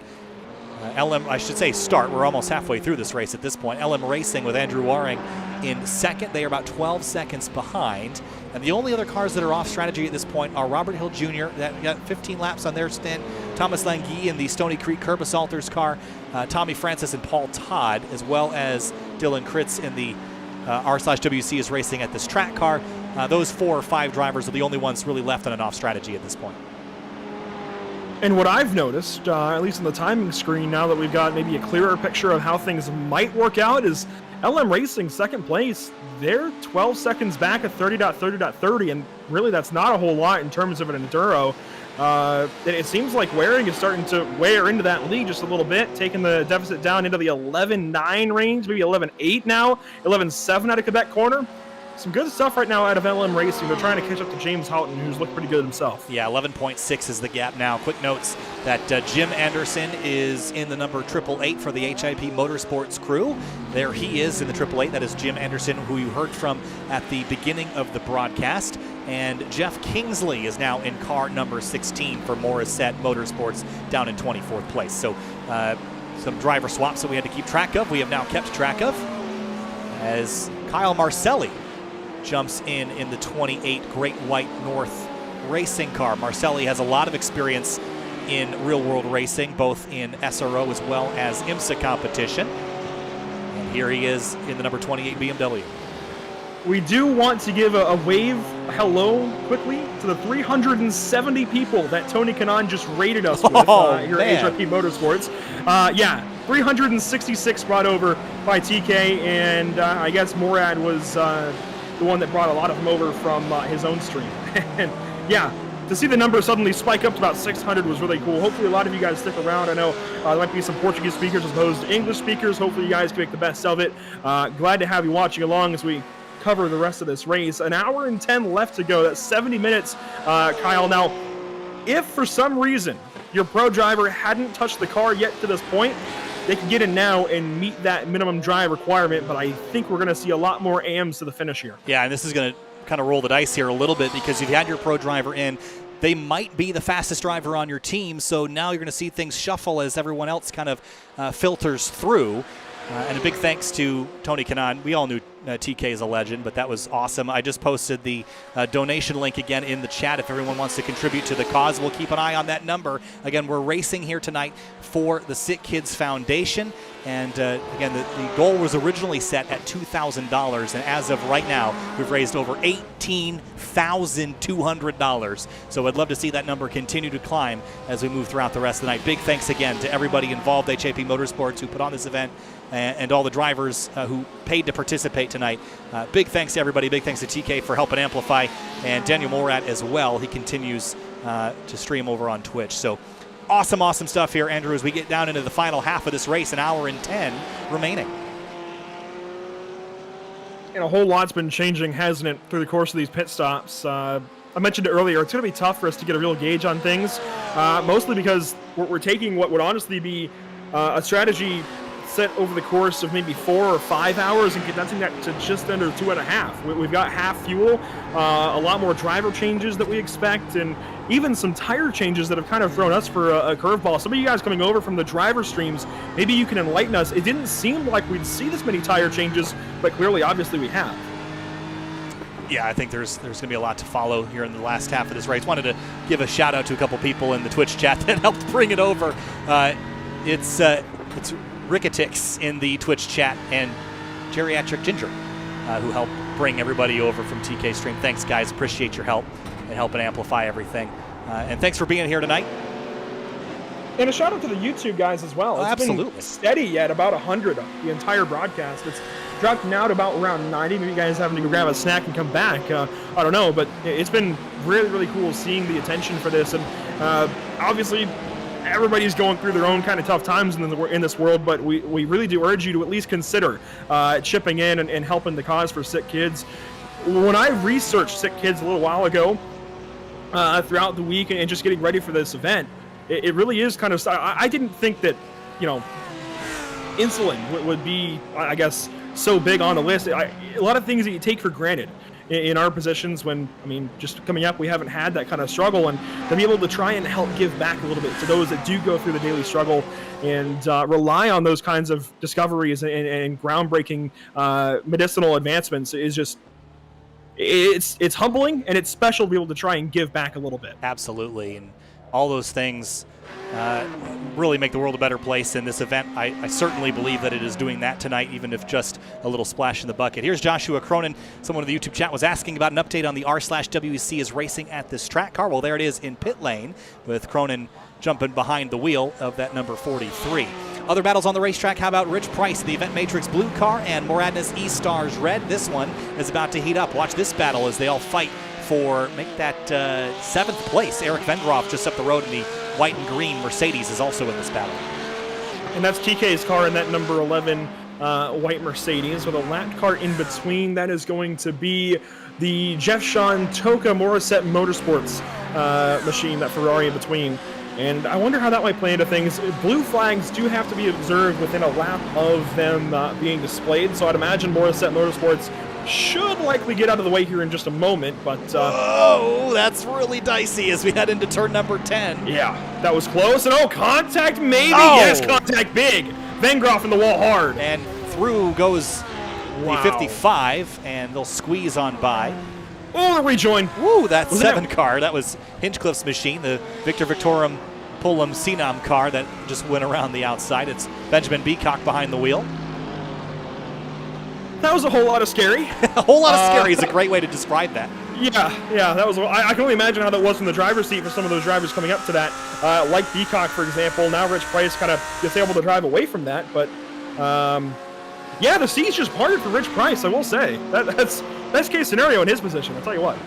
Rich Price leads the battle now for 6th. Micah Dorn is right behind in 7th, and that's Thomas Langui in the 102 for Stony Creek Curb Assaulters. That car is in 8th. Now have a look at their day. They started 24th. They're now up to 8th place and continuing to climb with a couple cars on their radar. They're moving forward and will continue to do so. Heading north big time for sure in that 102. And boy, you certainly can't miss that car on the racetrack, can you? Green, pink, purple, yellow on there. And they're following a car that we're getting told is pretty important as far as their teammate, at least. From what Twitch chat is telling us, we'll leave this camera here, that's a big pass for the 102 to get on by. Languille works on by Micah Dorn in the 55. I'm trying to nail down exactly which car they're talking about, but apparently the driver of the number 25 currently, or I guess a little while earlier on, Keaton Pipe, is that correct? Twitch, you guys can yell at me if you need to. That was correct. Keaton Pipe, 12 years old. Are you kidding me? 12 years old. Holy cow. I mean, that's unbelievable. And Keaton handled that stint like a boss. That's so cool. You know, when I was talking about the Grid Life Esports event that we did back in Las Vegas, you know, not only did Rocco impress us with the hand controls, but we also had some young kids jump on. We did that similar activation at PRI in Indianapolis as well, and was really impressed by how fast some of these kids are. When I mean kids that literally can barely reach the pedals with a fully adjustable sim rig setup. I mean, these kids were 6 years old. Unbelievable. So that was a great run. For the number 25, and now Liam Rudzitis behind the wheel of the Radness E-Stars yellow car. Currently 13th on the board after they started up in that front row, but really impressive stint there. And that makes me wonder about the applications. There's one group that's always stuck with me since we worked together before, and Operation Motorsport takes returning veterans that are going through, you know, whatever that they've been set back with, be it an injury, PTSD, what have you, anything in that kind of category, and they use iRacing, they use real racing, they use motorsport as a whole, given their name, Operation Motorsport, to put these vets into rehabilitation roles, to just rehab, rebuild, reintegrate back into, you know, get back into society and help them with whatever they're going through. And I truly wonder if maybe that could be an application for, that was a great pass into Quebec corner, I wonder if that could be an application for SickKids as well. Absolutely. You know, if a 12-year-old is out here handling that stint so well, I wonder how iRacing can be used as a way to help rehab and maybe work with a little bit of physical therapy. There is force feedback in these wheels, a little bit of force there. Maybe just turning the wheel can help with whatever might be going on there. I don't know, but that really, I think, opens the door a lot to maybe what SickKids, you know, and just, I guess, Illustratum as a whole can get out of iRacing and maybe what could be, I guess, used down the road. Yeah, that just kind of really opens the door, I think. Saw a great pass there from Thomas Langui on the Event Matrix blue car as Rich Price now heeds the position, but looks like Langui's going to hit pit lane. Car around, it's the 460 on the front straightaway. Squeeze 1, squeeze 2, squeeze 3. Unbelievable. I can't believe they didn't crash. Holy cow. Robert Hill Jr. scaring everybody there for a moment. How about this? Let's go back and have a look at how close this was. 1, 2, and 3 squeezing by. Could not have been inches between them and the 460. That's when hindsight says, go ahead and back up a little further. He had another 10 feet or so to back up, but I've been there in the moment. You just want to get back going and try not to cause a problem for yourself or anybody else. And you also got your teammates there that you don't want to let down, and suddenly you're sideways, broadside of the racetrack. And the first thing you want to do is just get back going. So I understand that there from Robert Hill Jr.'s perspective. Gets back on the racetrack okay. No contact or anything, thankfully. And will now be tailing, it looks like, is that the number? I'm trying to find this. Number 28 that he's now tailing as he goes off the racetrack in Moss Corner. Again, saves the car, keeps out of the wall, so that's good there. But we'll give up that spot to laying down rubber's Tommy Francis. Yes, it was the 28 that they were chasing. Meanwhile, it looks like Jim has made a pass on the ECM number 24, so Jim Anderson in position up to 14th for the 888 car for HIP Motorsports. Was continuing to watch the 55 car. There was a lot of dramas surrounding this machine. The Morad E-Stars red team is Event Matrix Blue, and Victor Victorum Pullum Sinam with Benjamin Beacock are about 6/10 behind as well. So this is the 3-horse race for 5th place happening right now with just over an hour to go.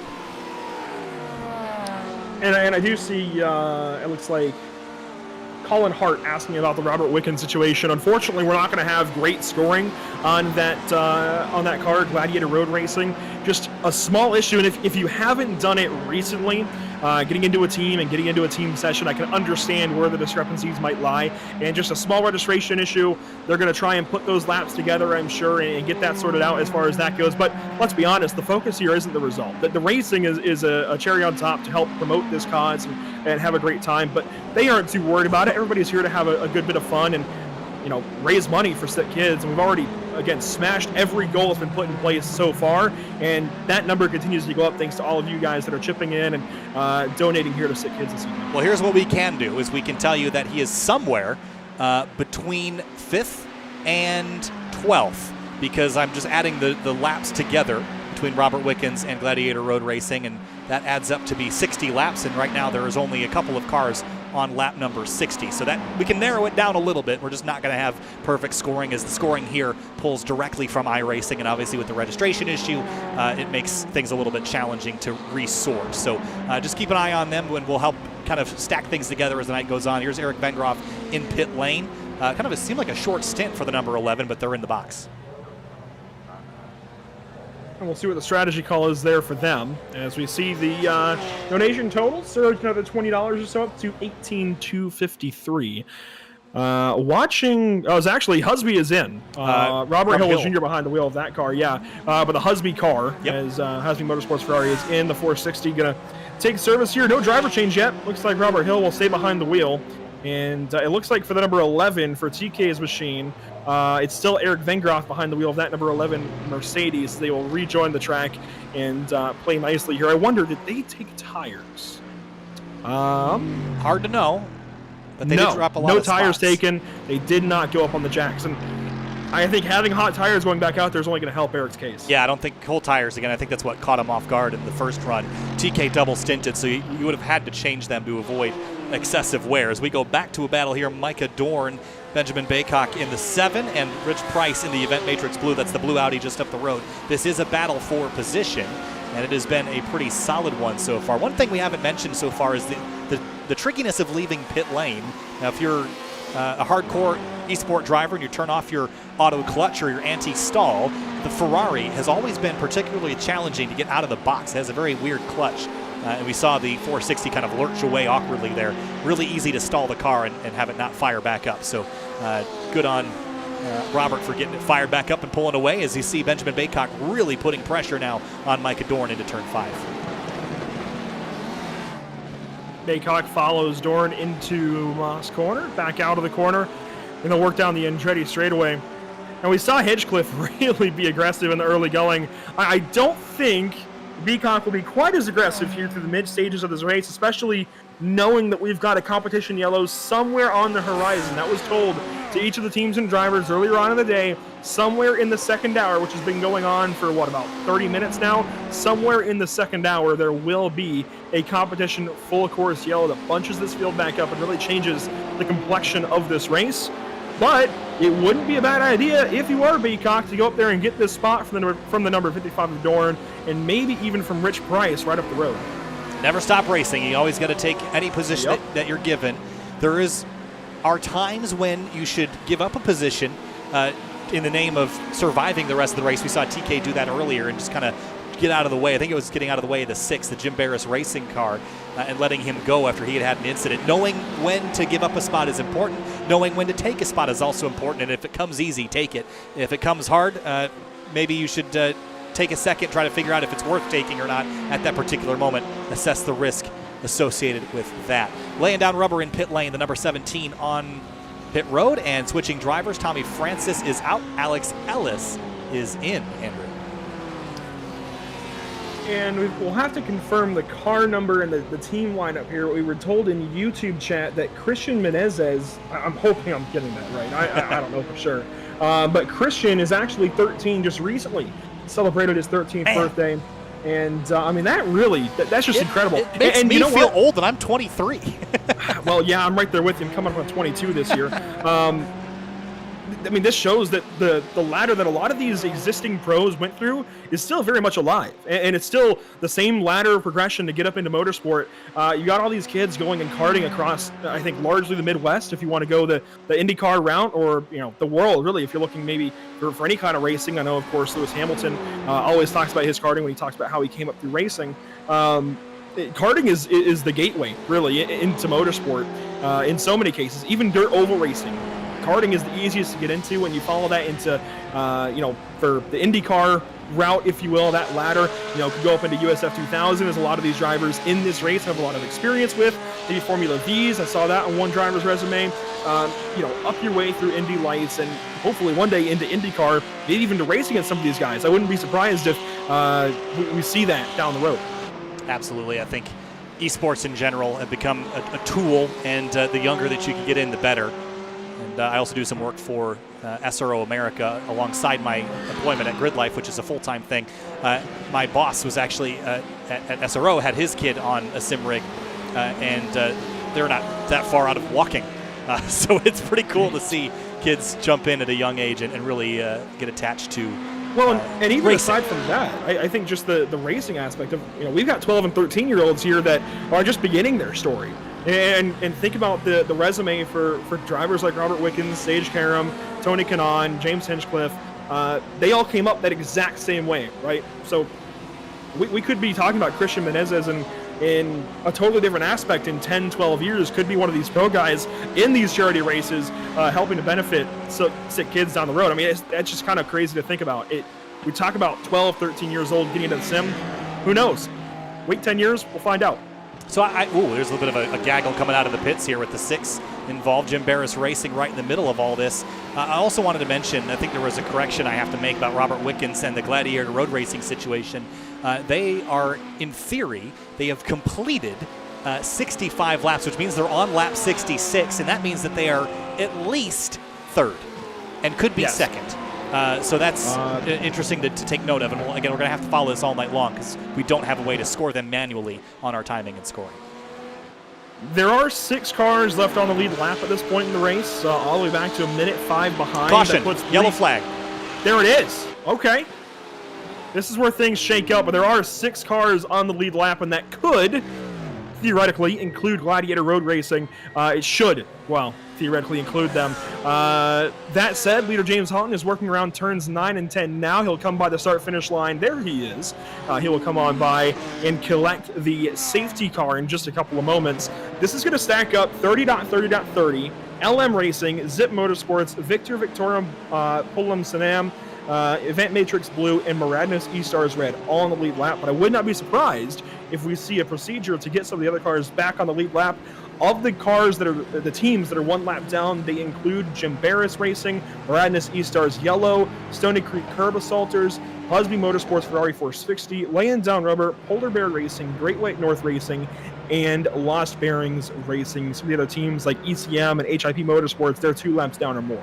So yellow flag here. So for those that are unfamiliar with the process here, the caution means the safety car is going to come out, collect the field. We're going to slow everybody down, bunch everybody back up, give them an opportunity to hit pit lane.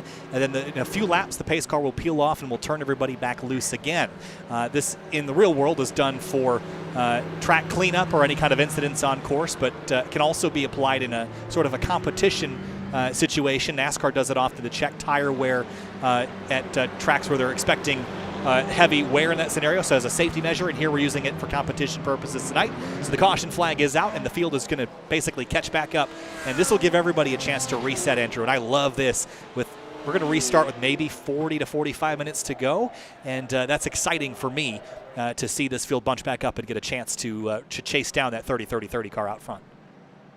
Well, it's exciting for everybody. You know, we get to see this close racing again. That stuff that we saw in the first 20 minutes, yeah, it's about to make a comeback right here as everybody is a whole lot closer to victory. I mean, we're now within the last hour. Everybody wants to go for the top spot, and they're certainly going to off of this restart. We also expect clean tires here, fresh tires to go on these race cars under this stop. I was having to look through some team channels. I'm not going to spill anybody's beans, but they were all talking about going for tires at this break whenever it came. This also means it's likely a one stop to the end, right? 50 minutes to go. They're going to go out there for probably 25 and then come back in and go back out there for another 25 and cut this race up into 2 parts. That is, well, when the pit lane opens, and I think it's now opened up. We see Houghton come on down. It's Mother's With. See the lights blinking red on the entry to pit lane, but yeah, that threw me off too. But they're coming in like they must know what's going on. Yep. Well, I'm gonna trust them over myself, so they're gonna hit pit lane now, and maybe put tires on. And actually, this is a great opportunity to put tires on the car if you need them, Andrew, because taking them now is not going to cause you nearly the penalty. It'll cause you track position, but not time on the racetrack. Yeah, I should have explained that better. That's why teams are looking at taking their tires on this stop. So especially if they haven't yet, or if they've only done it once or twice before, this is a great opportunity to come in, get clean tires, and you're not losing those 30 seconds on the racetrack because everybody gets bunched up. And we're going to have a restart in a moment. So that's what we're talking about, the excitement that we saw earlier on. It won't be double file. Drivers will line up single file with lap cars pushed to the rear. So they'll all get a chance to make their pit stop. They can take as long as they need to. As long as they stay on the lead lap here, Kyle, they get to go back out there, get back in line with the rest of the cars on their same lap. So pit stop's underway as we chase the pace car down the hill. We're going to step away for just a moment for a very brief break. We'll be back with a restart in a few.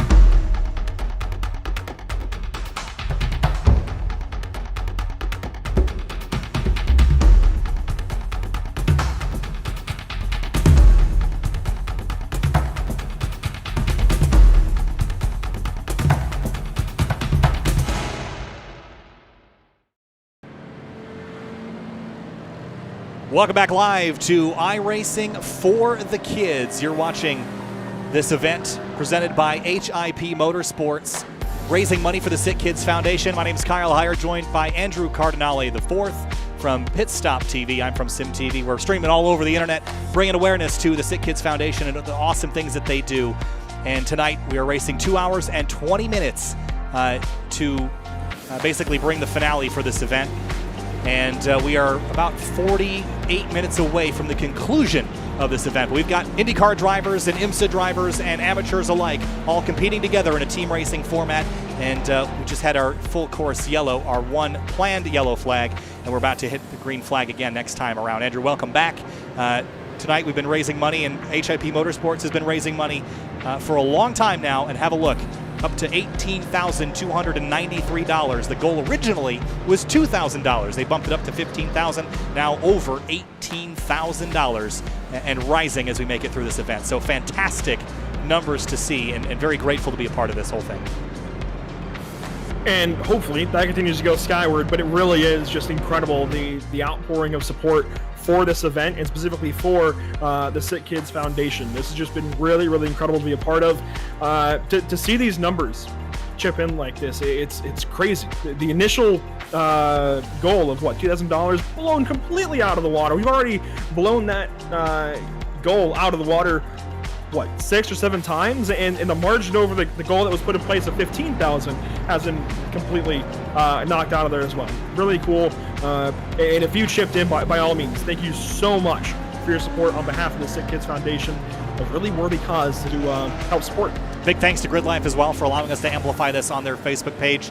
Very grateful to work for a company that is as cool as they are, and they've allowed us to amplify this on their channels tonight. So appreciate Grid Life's support, as well as Jim and all the people behind the scenes, Gary Wood at HAP Motorsports, who have made this event a reality. Coming back to the green flag here in just a moment, quick update on positions. Event Matrix Blue is your current race leader. We're looking at him. He's buried in traffic right now.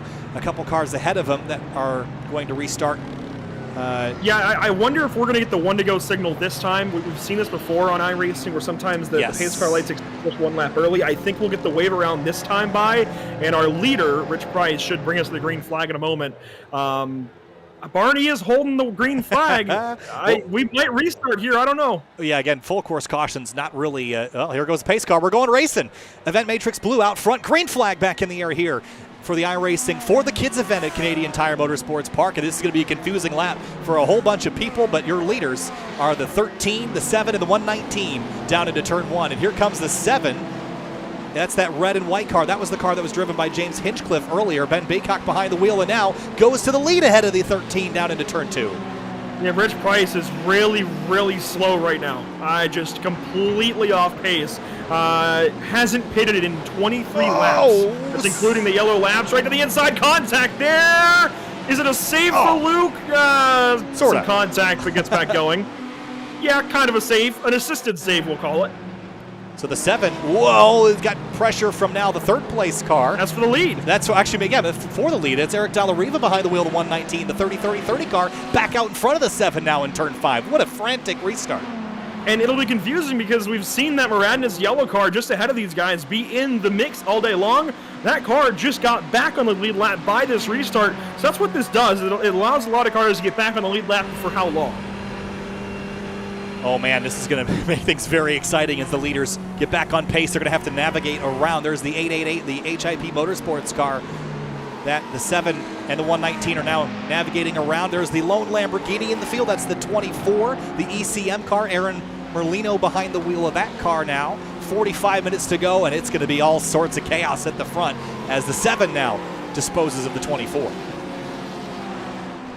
So in all of that, the team who led into the caution now leads out of the caution just with a little bit of spice added on top to make it a bit more fun. Rich Price has got his mirror full of drivers who are for position and not. In fact, Juliano Romagnolo is back in the car and is challenging for that third spot now as we look back from the number 13, and now we look up from Romagnolo's perspective right on that right side of the dash. This is going to get a whole lot of fun. We saw how good Romagnolo was early in the race, led his entire first stint. I'd imagine there's going to be a move as maybe a little bit of contact. Now looks up the inside, has a crack at things. Wide apex there for Price on exit, and we've got side-by-side down the Andretti straightaway. Romagnolo knows that with only 44 minutes to go, you can't afford to leave any time on the table. Remember, he had a really short first stint. He might have enough drive time left to complete this race in the driver's seat. He might have to turn it over, though. We'll have to get an update on where his drive time is, but he's going to pass the 13 car for third, and it's 3.2 seconds from Romagnolo up to the race leader. That's that 119, Eric Dallariva, behind the wheel of the 30-30-30 car. Benjamin Beacock behind the wheel of the Victor Victorum Pullum Sinam car. That's the 7 in second place. There he is.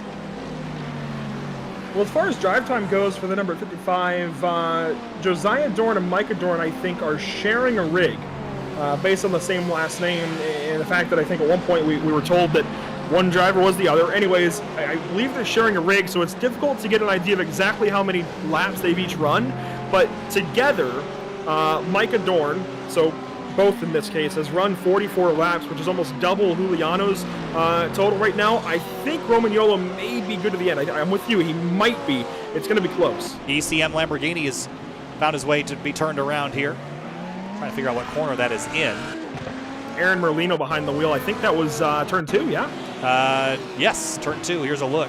Coming down the hill. Did he overstep the bound? Oh, yeah, just got in there real hot. Dipped a tire off in the grass and had a lazy spin. Battle for second and a pass as Romagnolo gets by the 7 car. Made quick work of Baycock. Romagnolo really is saying YOLO right now, getting as many spots as he can, getting that team back into proper contention. Obviously, we don't know exactly where Gladiator Road Racing is, but we still speculate that that team is in this lead lap battle. I wonder how it's going to shake out now, adding Moradness back into all of this.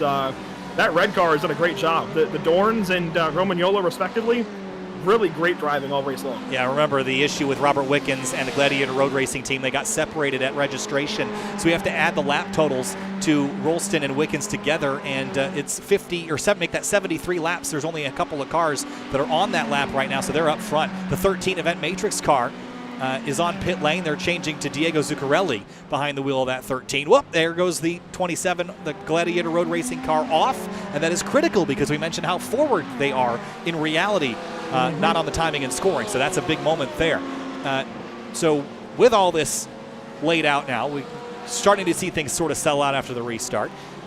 Again, the team that was leading prior to the caution is still leading, but Romagnolo has halved that lead in just 2 laps. And the car that restarted this race from the lead, the number 13 Event Matrix Blue, shared by David Sampson, Rich Price, and now Diego Zuccarelli getting in the car. Diego, well, Rich Price just brought the car in this past lap, handing it over to Diego. They're about to go 1 lap down in this pit stop. The leader's going by now, and that 13 is still in the pit lane, and that is troublesome for their event. Well, it just changed over. Romagnolo's previous lap, 2 laps ago, was his best lap of the race, so he is flying right now. Another car that we should mention is the Great White North Racing BMW. Kyle Marcelli behind the wheel, and this team has slowly but surely clawed their way forward. Started 22nd, now up to 10th. Inside the top 10 now with 40 minutes to go. I like where Marcelli is at. I like who's in the car. I think this is going to be a great opportunity for them to move forward and closer to the top 5. And those lap cars restarting right in front of the leaders are only going to help Marcelli and company because they started behind the leaders, whereas those cars that have that lap back, they are somewhere up the road. So instead of it being a whole lap that the number 28 has to make up here for Marcelli, they get to make up 20, 30 seconds or so if they want to go get those spots. But they are 1 lap down in the 10th position. The only other car ahead of them 1 lap down is the 102 Stony Creek machine with now a new driver behind the wheel. Yeah, Stephen DeGuaven in the 102. Yeah, I wasn't going to try that pronunciation. I've seen him before, so I'm less afraid. Yeah, I'm glad you took that one. But yes, that's going to sort out there. The other cars up the road for them are going to include Morad and his E-Stars Yellow and laying down rubber. I think everybody else is a little further up the road, including LM Racing, who just left the pit lane. They're now heading down the Andretti straightaway. And you can see Luke Tucciarone will try, maybe, now behind the wheel of that car for LM Racing. I think you're on the money with that pronunciation. So Luke runs in 6th right now. We go up to the race lead, though, because Eric Dallariva is facing pressure from Juliano Romagnolo, and he is there in that number 55. And this is going to be a battle for the lead here. 39 minutes to go, and it's still battling up in front. We knew this was going to get good, Andrew, and it's far from over. We still got a lot of opportunity for drivers to make mistakes or claw their way forward and have a chance for the win. Yeah, we see it in IMSA all the time. My mind goes back to Petit Le Mans from last year. You bunch the field up, tell them to go race for an hour or so, and that's exactly what they do, and they have a whole lot of fun doing it. It just seems without fail, sports car racing on these great North American circuits like this that follow the lay of the land. I mean, Canadian Tire Motorsport Park really is easily one of the best circuits in North America. The way it follows the contours of the land here, it sets up for this passing opportunity to turn 8. Romagnolo around the outside. Took a crack at things. Noses ahead. He's going to have the inside for 9. Consider that pass done. Do we see a fight back to turn number 10 from the 30.30.30 car? No. And Dellariva has to give that spot up. Romagnolo takes the lead away in the number 55 Moradness E-Stars red team car. Goes to the top of the board. The number 7 has dropped 4 seconds out of that lead fight. Then we go back to John Woolridge in the Jim Barris Racing Team car. This number 6 has been up front all night long. We haven't really talked about him for a whole lot, but he led a significant portion of this race early on. So the 6 still might have some stuff left in the tank here. Yeah, was it, oh gosh, the name is escaping me now. One of the co-drivers, Bazugli, that one. Yes. I knew it was unique.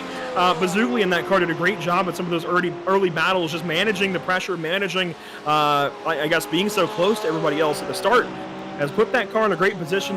As you said, they led for a good while. They've been in contention the entire way through. They are now 17 seconds back of our leaders, but in an endurance race with another pit stop to go, that's tangible. We can still make that up. Yeah, this 6 car led 15 laps this race. The 119 has led 22. So Looks like the 119's been slightly more dominant. As we go back, here's the 11 car that was driven by Tony Kanaan earlier. Eric Vengroff now battling for 15th. That's Peter Newhook in the 2 pros in a pro car. That's the BMW. Swaps over to the right side of the racetrack for turn number 8. Good chase into the corner. They've got Peter Neely just behind in the Event Matrix orange car that had a tough start, crashed right on the first lap. And unfortunately, TK's team is a bit limited as to what they can do the rest of this race. They're about as high up as they can go for the moment. 15th spot, 2 laps down. Just unfortunately, as we have another challenge position here, 2 pros and a pro. Newbrook takes a look up the inside. No further position made. As Peter Neely there, these are 3 cars for position. These are guys all on top of one another as they go through Clayton Curve. The 14, I don't know if we're going to see Sam Fellows back in the car at all, but he could be a nice little driver coach. He knows this place like the back of his hand. I'd imagine there's maybe a little bit of contact from behind in the HIP car, but yeah, I think Sam could really help that team in this case, trying to get by a couple of really good teams of their own. Watching the Mercedes, look at the BMW, how much it flops to the right and the downhill into turn number 5. Maybe a soft setup on this car, but into turn 5B now, and then into 5C, the quick left-hander there to sweep it back onto the back straightaway. Great 3-car battle for 15th spot. It's as fierce of a battle for 15th as it is for the race lead, and that's what I love about endurance racing. Is here comes Peter Newhook now to the 2 pros in a pro car, side by side for 15th place. Turn 8, the prime passing opportunity today, and around the outside they will go. That might have been some TK coaching, telling Vengroff to just back off. That car's caught you for a reason. Let's get that position back later on, but do it, in a sensible way. That might have been a little bit of coaching there. That's the same thing we saw TK do earlier. Yeah, I mean, backing out, like knowing that the pass does not need to be held right this second. You can get him back. Yeah. Peter Neely just lost a spot there to the 888. That was not for position, but track position-wise, that's the HIP Motorsports Ferrari that is running 21st as it stands right now. The Great White North car off track in 2. Marcelli catches it. Gets back on. Oh, maybe not in the grass. Whoa. Good catch. Good catch. Elbows up. He was certainly for way Kyle Marcelli. sideways. Oh, man. Look at this. That's not quite the drift we saw out of Robert Wickens earlier because he saved it. This time, I guess it's a save. Throws the car into a huge slide. I'll call that a save. I'll tell you what. Yeah, he didn't crash. You know what? I'll give it to you. I mean, that's pretty incredible. I mean, watch the initiation of this. Just grabs the grass and whoop. And knows to go neutral. In a rallycross car. Yeah, I think that's a great idea. I think he'd also agree. I think drivers like to take any opportunity they can get across motorsport boundaries. We saw Kyle Busch in a rallycross car not too long ago. That was a fun watch. And Sage Karam, who was in this race earlier in the 52 car, he's experimented with some American and Nitro rallycross. In the car earlier, he's in the car now. Here he is in the 52. There you go. Sage Karam back on the track. We haven't even talked about them for a little while, so it's good to catch back up. They are a little further back down in the group of cars that are 2 laps down. So they are on lap 76, coming to 77. The next car up the road will be the 15 of JAT Racing and Troy Chiron currently behind the wheel. There you see Troy in the 18th spot. So still spots to be made up there for Sage, and I'm sure he'll get the fire lit underneath and get rolling. 6 cars on pit lane. John Woolridge brings the car down, and this would likely be their final stop of the day, and that would put Mike Wagner behind the wheel. And with 34 minutes to go, I can't see a reason why you'd come back to pit lane again, Andrew. No, I don't think so. I think you're going to try and roll the fuel the rest of the way here. 50% is usually a half hour. Usually in, the Daytona 24, Sebring 12 hour, you want to roll for exactly 60 minutes on the dot. But depending on fuel consumption, and cars are always getting a little more efficient. They can always save a little more fuel a little more easily in the draft here as well. Canadian Tire Motorsports Park is pretty strong. Save that little bit of fuel. You can add it up to a lap or so and try and go a little beyond. And I think that's what they're going to try and do for the number 6 machine of Jim Barris Racing. I do want to go back to the whole rallycross comment. If the Fellows family is watching, I'm just saying, rallycross here, pretty darn cool. Just saying. That would be cool. Rallycross everywhere. That's like the obvious answer to everything, right? Yes, they've done a great job of it at Barcelona. That's recently been added to the sim, and some other tracks as well. I know Daytona has a couple of variations. You can make rallycross courses out of a whole lot. Even Knock Hill now, just added to the service, and it has its rallycross configuration. Yeah, I think Motorsport rallycross would be pretty darn cool. Absolutely. Have we ever seen stadium super trucks at Motorsport before? I would be shocked if we have. I have not. But anytime you can have those fun kind of what do I want to call them? boundary motorsports where you're kind of pushing the boundaries of what you're allowed to do. Yes. I think that's cool. Yes, those weird car combos. Yes. Yes. LM Racing with Luke Tucciarone just passes the 7 to Benjamin Baycock. That puts the LM Racing car 4th as that battle for position has extinguished for now as the LM Racing car goes through. And now for 7th, Mike Wagner of the Jim Barris Racing car fresh out of the pits as Liam Rudzitis behind him in the 25 Moradness E-Stars yellow car that had Morad in it earlier. And here they are battling for P7.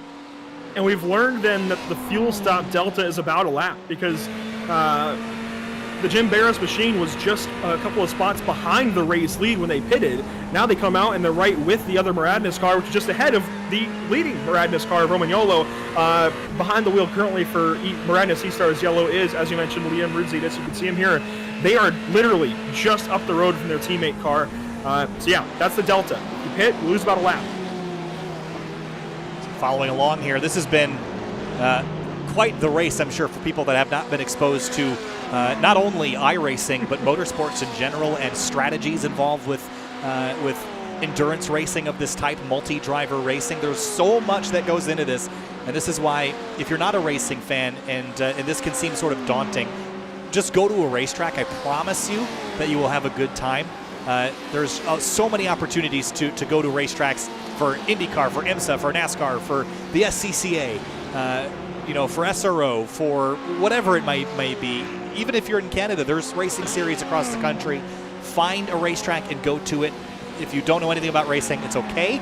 The community is accepting, and everyone always, thinks back to what got them their love of motorsports. Andrew, to me, it was the sounds, right? I mean, iRacing has great sounds, but it does not do the real racetrack justice, the reverberations, the echoes, the thunder, and I'm not sure that we're going to see that for a whole lot longer in motorsports. So this is really an opportunity to go experience the auditory and visual amazingness that racing can bring to your home track.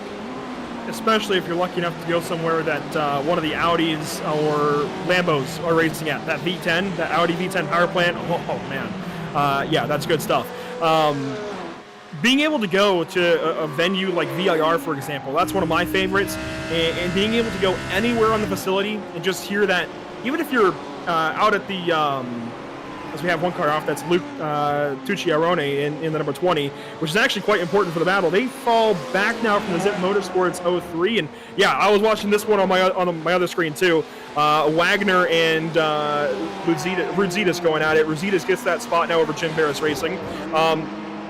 However, being able to go anywhere around a racetrack, be it a short track, a big road course like CTMP or VIR, Daytona, and just hear that faint ring, even if you're a little ways outside the track, that faint ring of cars around, or that thundering ring of cars around maybe, if you're a little closer to the track, is just always something special. And being able to go somewhere for the first time is really cool as well. And if you want to get into it as far as a competition standpoint, I think starting off with a track day like Jay Zilla Track Day is a good way to get going. They partner up with a lot of Champ Car Endurance Series events. I know some Lucky Dog Racing League events that they partner up with. And Lucky Dog Racing is actually a big thing up in Canada, more so on the western side, I think, towards Alberta, if I'm getting my geography correct there. They're a group to try and go run with. There's a lot of great options no matter where you are. Or may I mention Grid Life? Yes. Which is basically a combination of road racing, drift, time attack, and HPDEs. I don't think there's a lot more to say about that other than if you have not been to Grid Life, you need to go. It's everything in one. It's a really cool event. On paper, it looks great. Yes. Zip Motorsports in pit lane, the 03. Ross Booth is in the car now. Are they going to switch over, or is that the switch? I think that's the switch. Ross has been in that car for a while, and Ross has been fast. Right up there with Romagnolo as one of the fastest drivers in the field. We also see that Great White North BMW in the pit lane, it looks like, coming on down, and a blue Ferrari. I got to check on that Ferrari. That's one of the... Sorry, that was not the Great White North BMW. That was the R/WEC is racing at this track BMW, the number 43, that was just leaving the pit lane. I did see that, that blue Ferrari was over at Wickens. How could I forget? Yes, Gladiator Road Racing now has Shane Vicari behind the wheel. And we believe that they are one of the top 3 cars based on the laps completed between their 2 cars. This is an interesting graphic anomaly. I've never seen that happen before. Yeah, I've noticed that for a lot of drivers that aren't loaded when you hop in for some reason. But, interesting. Yeah. Anyways, up front, in case you're wondering, 27.5 minutes to go, still that Romagnolo guy. He's quick, and he is all over the back end of Ross Booth right now. This is to potentially put their strongest competition, I feel, in a single driver 1 lap down. If Romagnolo can do it, he's going to go up the inside here. That's big. Yeah, squeezes down the inside of the 0-3 and gets that pass done. Interesting to note, laps led, well, that's 32 laps. That's more than a third of what we've done so far. Here's the interesting number, though. We've got 27 minutes to go. Their last pit stop was 16 laps ago. They're going to have to make a pit stop before the end of this race, Andrew. A couple of the other cars already got that done. I'm really curious to see who the 119 team, the 30-30-30 car, if they put Houghton back in that car for the end, I don't think this race is over. We'll see what they do at the end here. Not at all. This race is not over. I think your 3 contenders really are Morad and Sea-Stars Red, 30-30-30, and sorry, my brain kind of spaced right there. I think Jim Barras Racing maybe makes 4 contenders because you have to consider the 03 getting back into this race at some point. I really feel that 03 of Zip Motorsports still has something left in the tank. Those 4 teams, and maybe even LM Racing, depending on how the gaps go, and if they're able to make some time up, this race is far from over. Far from over. Not done yet. And again, if you've just joined us, you're watching the finale of the iRacing for the Kids initiative put on by HIP Motorsports, supporting the SickKids Foundation. They've been raising money for quite some time. Drivers have paid money to race in this event, all in order to raise. The original goal was $2,000, and as of now, they've changed the goal to $15,000 and have raised $18,333. If you're on Twitch, I'm about to post the donation link again. I'm going to post it in the YouTube chat again as well. If you're on Facebook, there should be a link there for you to click as well. But all raising money for the SickKids Foundation. A great initiative, and glad to be part of it. And we're just getting down to the last 25 minutes or so of this race, so we are quickly about to extinguish this flame that's been going since the drop of the green flag about 2 hours ago. And this is where a different mentality starts to set in, where it's no longer go out there and get everything you can with abandon because you have, the start of the race. It's no longer that whole sit back and wait for the end of the race to come. It's now, I think, a term that I've heard a couple of times and I've thought about a lot. Time to be cautiously aggressive. You can't throw the race away, but you also have to cautiously take risks, go out there and see what you can get. So you're not out there with abandon. You can't go out there and completely ascend it yet into the last couple of laps, but you do have to go out there and be somewhat aggressive. See what you can get here as track temp. It's kind of interesting. Down a whole 10 degrees from where we saw it mid-race, 16 degrees from where we saw it at the start of the day. We started out at 111, then dropped to about 106, 105. Now it's down there in the 90s. I do also notice the sim time is dragging on to the evening here. I believe set for mid-June in the sim, which is why we're working in to the late afternoon. We still have sunlight, but it's about 5 o'clock in sim time. That's interesting. Getting down to the end of the day here, I also love, we mentioned earlier, the rubbered-in racing line. You can see that line is expanded now, where the rubber has collected on the racing line in a couple areas, especially to the braking zone here into turn 5, where the car compresses down in this zone in the gravity here, and it darkens these racing lines. You can almost see where the tires have been. Really, really cool stuff. This track dynamic and always evolving. And we saw Romagnolo when he returned to the racetrack in this car. He ran his best lap fresh out of the pits, and he continues to run laps within a half a second of his best lap of the day. The track is fast. The track is cooling. It's rubbered up and grippy and sticky. And this is going to be a really frantic sprint to the end. And it's not over. We still have a pit stop for these front runners, and we know anything can happen in pit lane. Yeah, and the great thing about this little battle that we're watching is this is properly a battle, I think, because we take a look here at the number 24 Lamborghini in the pit lane. I believe that is ECM. Yes, ECM. Racing, yeah, ECM in the pit lane. Caranci going in the car. RC Caranci, that is, will get in and take over. But the battle up front between the Morad and Sea-Stars Red machine, powered, well, at this point, driven by Romagnolo, and the 03 car there of Zip Motorsports, this is kind of a head game. Zip Motorsports, I think, has the pace to start making time on this Morad car, but because they are a lap car after the pit lane, they've got to tread lightly here. And if, for some reason, Ross Booth gets back in front of Romagnolo here, that blue flag technically is supposed to be yielded. I think it might be let go in this one case if you were to show that you can get by the 55, but I don't think that's going to happen. This is where, if you're Romagnolo, you have to keep up on it. You have to keep that 03 behind. Maybe back up a little bit like you can Lewis Hamilton a few years ago, right, with Nico Rosberg. maybe back up a little bit, but you've got to keep that 0-3 behind you no matter what you do. To simplify this, for those that haven't really been able to follow along because the strategies have been so complex, the reason why this matters is because when you pit, you spend about a lap of your time in pit lane.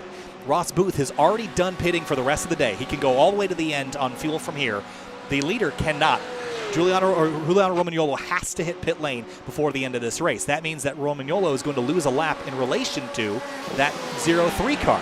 So this is really a battle for the lead that is brewing. It's not happening quite yet because Booth needs to get his lap back from Romagnolo pitting, but Booth is losing time following this 55 car, as you mentioned. So is there a little bit of need to get by him? I'd say yes. I'd say you got to kind of force your way through here because sitting behind Romagnolo, you're letting him control the pace of your race. And with 20 minutes to go, you got to be on your own pace. Yeah, absolutely. You've got to get going here. You've got to make up the time that you can. And now you see Romagnolo starts to open up a gap. There are some lap cars here, and their sister car goes by one of them. That's one of the, I think that's the Morissette car, isn't it, in the number 16? I believe so. Yes, it is. Morissette machine just behind. Driven currently by one. If I find it here, we actually go over to Discord to find out. I think it's Tommy. Nope, that's not one of the drivers in there. Toka. Nope, that was a while ago. I don't know who's driving that car right now. But whoever it was. It might be Jeff Kingsley. He's the last one that I see getting in that car. He may still be in that car coming up to a pit stop. That could be. So Romagnolo still needs to pit. He's got lap traffic in front of him. He's going to make easy work here of the 13. They're going to go by there. That's the Event Matrix blue car. But 20 minutes to go. Romagnolo, again, has been out on track for a while. 21 laps. I think you pit now. I mean, when do you? If you don't pit now, I wouldn't run the tank out. You're only going to have a couple minutes left to battle. Well, you want to have time left to be able to fight back if you don't have the lead, right? If you are able to keep going as they lap their sister car there, Morad E-Stars Yellow gives that up, and that is third place, by the way, on the racetrack. They just lapped, and Liam Rudzitis. If Moradness can keep going here, if Romagnolo can run the car all the way out, it is less time on the pit lane because you're working into this point in time where you don't have to fill up completely, and it is less time on the pits. It's a perfectly reasonable strategy. I would imagine those guys that pitted earlier, they filled up. They took all that time on the pit lane. This is a viable strategy, certainly for Romagnolo, and I think a race-winning strategy as well. Certainly, and also we were just showing the 30-30-30 car, Eric Dalla Riva. I am curious to see who they put in. That 119 also has to make a pit stop before the end of the race. If they put James Houghton back in that car, it might be really interesting to follow and see where that car pops out because Houghton might have the pace to run down Romagnolo, even though Romagnolo continues to run the fastest laps on the racetrack and expand that lead. Under 20 minutes to go here, Andrew. It's getting down to the last couple laps. Yeah, and cars that still need to pit include, of course, our race leader, Morad E-Stars Red, and second place, as you just mentioned, 30-30-30, as well as third place, now one lap down, Morad E-Stars Yellow. They still have to pit and at least bring Liam in for fuel. Whether or not he gets out of the car, we don't know just yet. Zip Motorsports is good. Jim Barris Racing should be good, albeit pitting a little bit early. Steve Nagovin? Yes. There we go. That'll work. For Stony Creek Curb Assaulters, they need to pit, as well as Polar Bear Racing in the 73, Husby Motorsports in the 460, and likely still Event Matrix Blue. They pitted right after the green flag, so I expect that number 13 back down the pit lane at some point before the end of this race. The other Event Matrix machine, Event Matrix Orange, that had Sam Fellows in the car earlier, they need to pit one more time. Two Bros and a Pro needs to pit. Peter Newhook, currently behind the wheel of that car. I believe Sage Karam's car is right on kind of the line of being good and not. So we may see Sage Karam back in the pit lane before the end of this race, and JAT Racing still needs to pit in 18. I think got some clarification on the driver in the number 16. It is Sean Morissette in the 16 car at the moment, as here comes the race leader for the final pit stop of the day, and this is a critical one. Got to nail everything in this stop to make sure that you come out leading the race as you came in. If Romagnolo can come out leading this race, Andrew, it's going to be very, very hard to beat him, but he might not come out leading this race depending on where the others are, Ross Booth, Mike Wagner, etc. So really curious to see how this pans out for the number 55. The other cars to watch, 30-30-30. They're in right behind Romagnolo here, as well as Stony Creek Curb Assaulters. They come in this lap. So this was the money lap for them to all come in. This is what? 20 it's laps saying to about go. 20 laps to go, yeah. Yeah. 17 minutes to go here.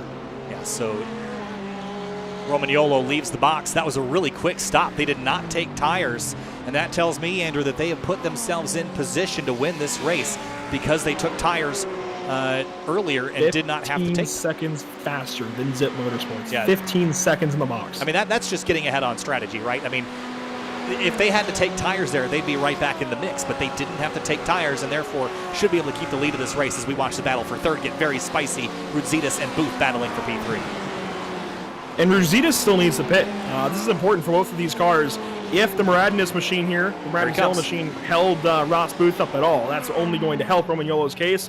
But you do see Rudzitas come on down, and we'll see if that car changes hands here in just a moment as Zip Motorsports goes on by. They've got their work cut out for them. 37 seconds the gap. And that's only the second place. Right. I mean, they've got a lot of work left to do.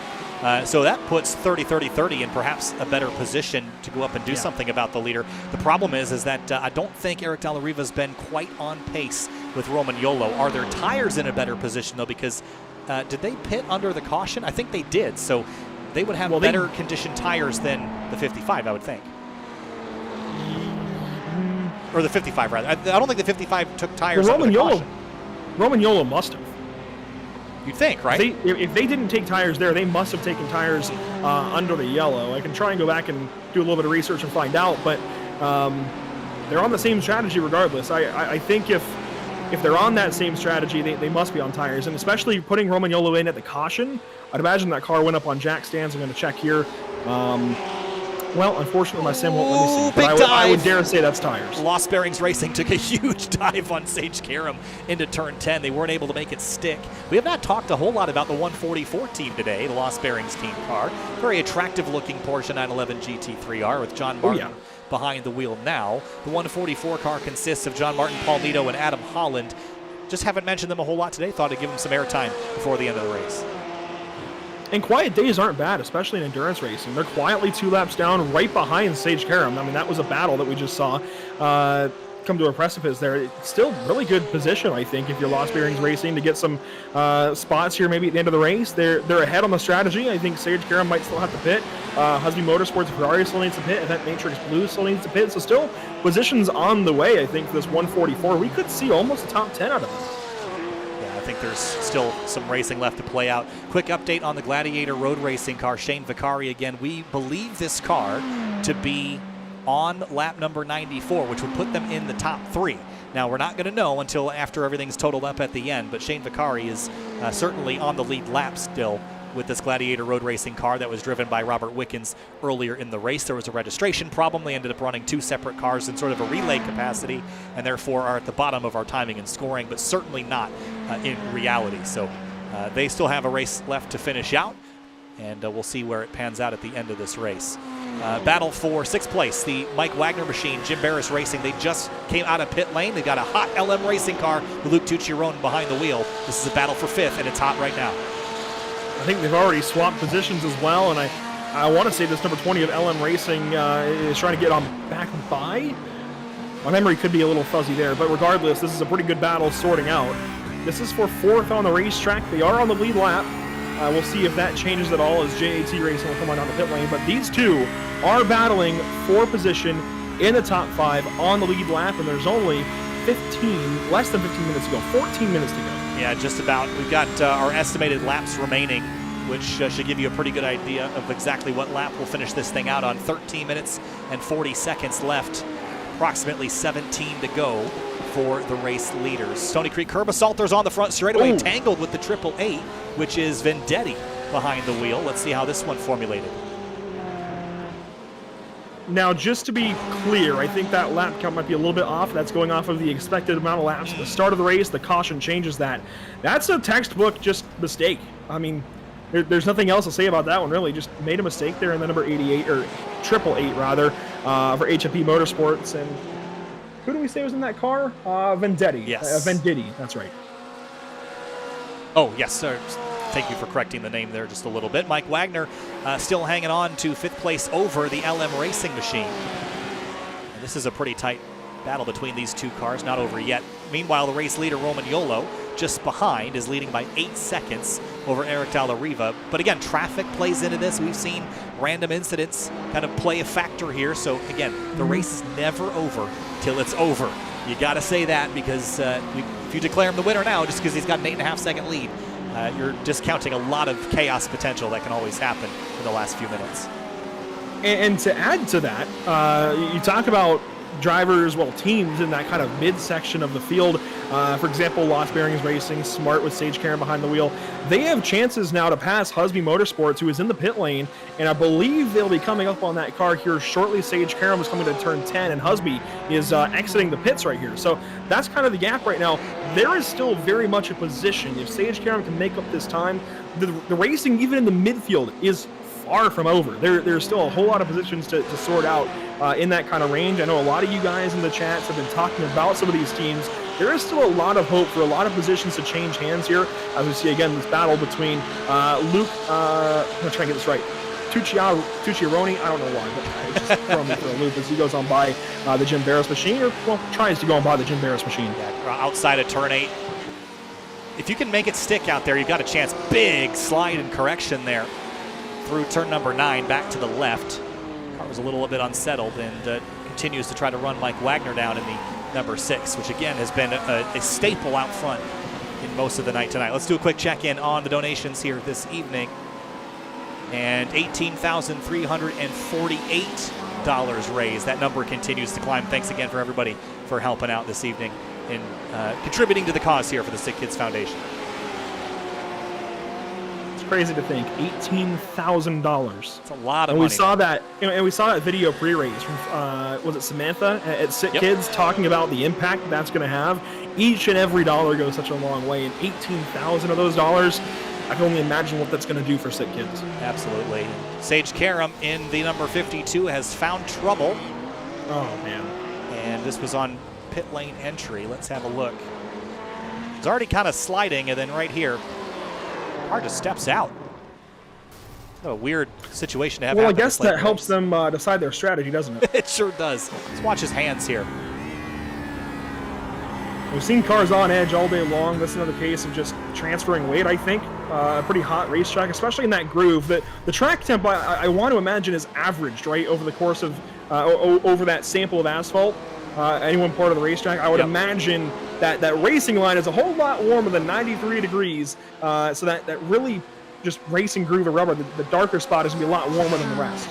Yeah, that's correct. I believe it's done by an average across the entire surface. So there could be hotter and cooler parts depending on where shadows are, those sorts of things. I have gotten a message from James Houghton where it tells me that Romagnolo might be over his maximum drive time and one of his teammates under. So that could throw a wrench into things. But do you just take the penalty? I mean, that's 40 seconds is what that penalty is, and that sorts them into third. I think at this point, it's more beneficial maybe to just take the penalty than... So I'm asking Gary Wood right now, and yes, and I just got confirmation that they will be over their maximum drive time for Romagnolo. So this will take them out of the race lead and hand that lead to the 30-30-30 car. Now I'm asking now what the clarification of what that penalty will be. Per the materials we were handed, that's a 40-second pit. 40-second pit and hold. Man. I don't know if they're going to enforce the actual pit and hold or if it's going to be 40 seconds added to timing. I can't confirm that, as I think we've got some fire trucks in the background. Don't mind that. I didn't hear them. Yeah. So. Well, I can. I'm surprised you don't. No, losing one lap is the penalty. Can't be sure until after the race, but Romagnolo is going to not be the leader. So we talked about, the elements that can take you out of a race. Well, this was a strategy mishap by Morad and his E-Stars Red. I thought that they had this sorted out, and remember earlier was to see the 20 car run a little wide there. I was concerned about Romagnolo going over their drive time, and it appears that is the case with having him in the car so much. Now, it's just a mistake. I think they could have won this race without having that be the issue. But either way, it's going to move that 119 car into the race lead here shortly. That's really interesting, too. I think Morad might ask for that to be double checked because I do believe Josiah and Michael Dorn are sharing a sim, right? Juliano Romagnolo has only turned 10 more laps than that. I wonder, I'm sure that there's got to be, maybe you can see this because you've got the UI open. Is it actually being enforced in iRacing, or is it something they're doing manually? It's not been enforced yet. I would imagine that's going to be assessed at the end of the race. Obviously, it's hard to say, and Gary might be able to provide better clarification there, but man, so many swirling situations at the tail end of these endurance races. You can never really know. Again, and unfortunately, we don't know for sure exactly which laps Josiah ran and which laps Micah ran. Being that they're sharing that sim rig, I think they've got a case. I think that they might be looking at the amount of laps Juliano has run, and maybe, I don't know. We'll leave that obviously up to the powers that be. They know better than us, but I think there might be a case to sort that out and just make sure that gets checked. But as we said earlier on with Robert Wickens and their situation for the number 27 car, this is an event ultimately to raise money for SickKids Foundation. 100%. The racing is a great part of it. We want to go into the racing, dive fully in depth, and we want to worry about the racing, get emotional about the racing, but that's not the main focus of today. The main focus of today is aside from that. So they may not even fight it. They may accept that they might have made that mistake and pack up, go home. They still dominated this race, let's be honest. We saw that Romagnolo has got a ton of talent and is going places in motorsport. And very similarly, I think Morad at C-Stars is going somewhere in e-motorsport. Absolutely. So regardless of the situation and the dramas that will ensue from a driving perspective, the event has been a resounding success. $18,000+ raised in support of the SickKids Foundation. And a big thanks again to everybody who's joined us this evening to amplify. And of course, feel free to donate. We've got the means outside of this event as well at any time to any charities of your choice. Great way to skip Uber Eats and throw some money in the pot to help some kids or anybody else in a charity of your choice. So Houghton has independently confirmed that he is over his drive time. So I'm going to go off of that because my initial hunch was that he was going to be over, and that Houghton, I think he maxed his out and he is no longer on the racetrack anymore. So that tells you something. But either way, that's going to put the 119 car out front once this 55. Now, they could stay out at the track until the end of the race, but I don't know. You always got to throw a wrench into things that make it hard, don't you, Andrew? Oh, I'm not doing it. Blaine, Dang, and Morad and their team. This is, this is a lot of fun, though. This gets to put us back on our toes and try and figure all this out here at the end of the race. Let's assume then that per these reports, Romagnolo and the 55 get not DQ'd, but put back a lap. That puts them in line for 5th spot, potentially. Maybe as far down as 10th, depending on how they assess that penalty.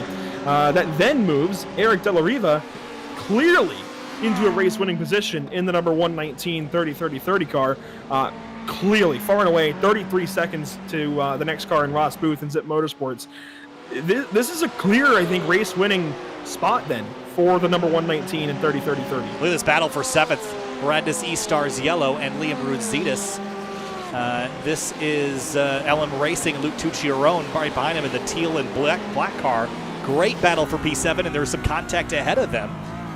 And was that the 30-30-30 car just up the road? No, it was one of the other darker colored Ferraris.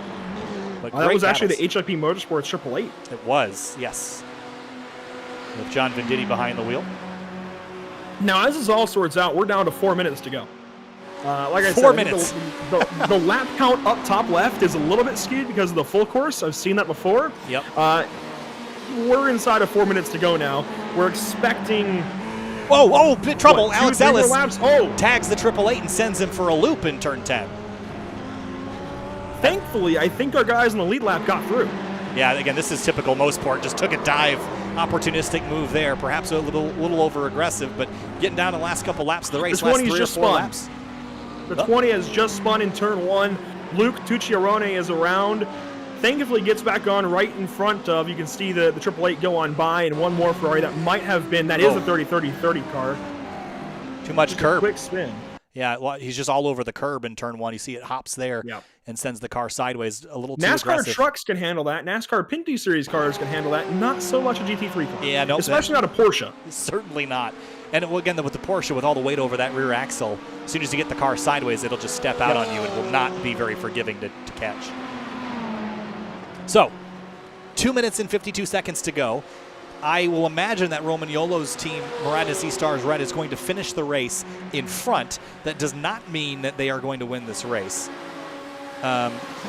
So Gary Wood has spoken to Juliano, who agrees that he has gone too far. He is not going to stop. He will drop to at least 6th or lower based on the penalty that they will be assessed. So the leader is not any longer the number 55. It will move now to Eric Dalla Riva. He is your race leader with 2 minutes and 20 seconds left. Wow. Yeah, as I suspected, it's just better at this point for Morad and Sea Stars Red to just take the penalty, take the hit, take the slap on the wrist, and still run Juliano as much as you can, get it as much time as you can out of these last few laps. But it's heartbreaking. You get all the way down to the end of this race, you just miscalculate the drive time by a little bit. Yeah, I mean, that's brutal, right? Because you've spent and it could be a matter of only 10 minutes. Right. I mean, or less than that. I mean, we've seen that happen in the Rolex 24 at Daytona before. I think it was Wayne Taylor Racing Crew a couple of years back that got pinged for drive time violations with 10 minutes to go, and it was only over by 30 seconds or something ridiculous. You know, it's the rules are the rules, and you got to play in the box, but it really does sting if you get it a little bit wrong. Yeah. I mean, it's about as heartbreaking as coming down to the checkered flag in a NASCAR race and you getting bump and run out of the way, right? Yeah. You're so close and something so small. It might even sting worse because it's only the only people that the Morad and Sea Stars team have to blame is themselves. It's not anybody else's actions. Yeah. That's what makes it sting even worse. And they're going to cross the start-finish line looking at the checkered flag as first place. Right. Well, and not be able to accept it, unfortunately. Unfortunately. Meanwhile, again, though, let's not take the attention away from the miraculous fundraising effort that HIP Motorsports has done with this event and with their entire operation. Again, raising almost, look at this, $18,500. That number continues to rise. Again, if you're watching on YouTube or Facebook or Twitch, there are links that you can click to help donate here. Amazing numbers. And again, thanks to everybody who's contributed. And there's still time to donate. 8-9 days left after this stream to donate. This link that we're sharing in the YouTube and Twitch and Facebook chat, that is still active for nearly 9 days after right now. In fact, 8 days, 23 hours, and 25 minutes that you can still donate. So if you're waiting on a paycheck but you want to donate or something, by all means, that avenue is still very, very much open for you. Over a week left if you want to chip in and help out the SickKids Foundation. Amazing. And remember that the original goal was $2,000. So, I mean, to be a part of this operation that has done more than, or almost 10 times that is unbelievable. So congratulations. As we got the checkered flag, or we're running out. I think that has been checkered flag from Morad and Sea Stars, which means 30-30-30 is headed to the final corner now. Yes, here That's they how come. It all shakes out. Here comes 30-30-30 in a miraculous change of events in the last couple minutes. They are going to win with Eric Dalla Riva behind the wheel, the iRacing for the Kids event here at CTMP. Eric Dalla Riva and 30-30-30 bring it home with their teammates, James Howden and Barrett Bonner. Congratulations. They've done it here at Canadian Tire Motorsports Park. And 30 seconds behind them, Zip Motorsports in the 0-3 with Ross Booth behind the wheel. They're going to come home and finish in second with Robert Kansian and Matt Owens behind the wheel. Congratulations to them for finishing second. And the number 6, the Jim Barris racing car with Mike Wagner behind the wheel, co-driven by Jonathan Woolridge and Jordan Bazugli. What a drive they had. They're going to end up on the podium as well here once things shake out, Andrew. Yeah, Jim Barris Racing, I think, will come around. They've still got to complete this lap. No, I think they did take checkers already. Juliano is just ahead of them. Really great stories throughout the entire field. I think a great race overall, and unfortunate to see it work out the way it's going to for Romagnolo and Moradness, but really cool that Eric Dalla Riva is going to be able to take checkers for his team. We did not think at all, I think this is fair to say, about the first hour, probably hour and a half, that 30-30-30 was going to come home and take this win. And unfortunately, it is by technicality, but that's how racing works. Racing is full of technicalities, be it the rule book, in this case, drive time violation. It doesn't matter what part of racing it is. Racing is full of technicalities, and sometimes that's how it goes. Sure is. Here's a look at your race results again. Swap the 55 and I believe the 25, or move them down to where the 25 is. The 119 is your race winner. But how about Alex Ellis sneaking up there in the number 17, laying down rubber with Ellis behind the wheel. They charged to a top 5 in the late going. and so close as well to Mike Wagner for that 4th spot. Yeah, unbelievable. As we continue to roll down the rest of the order here, Stephen Neoven in the 102 and 9th. That is the Stony Creek Curb Assaulters team. Polar Bear Racing in 10th. Skipping down to 11th through 20th. The 460 car, that is the Husby Motorsports Ferrari. They fought hard. The 144, Lost Bearings Racing. Nice quiet night for them. They advanced almost to the top 10. Some notable drivers that kind of fell down the order. Smart with Sage Karam ended up 16th. And where'd the 7 end up with James Hinchcliffe that began that car? They ended up in 7th place overall. And curious where the Gladiator road racing cars came through. And I think we're going to have to get that clarified. I'm not exactly sure where they're going to end up, Andrew. Yeah, it's very hard to say. They did combine for 107 laps. Wait a minute. We need to get clarification on where they finished. So, to be clear, so that everybody here is in the loop, and now, to be clear, this could also be forced by the pit stop. So I think there's still some stuff to be figured out. But the leaders finished this race on lap 106.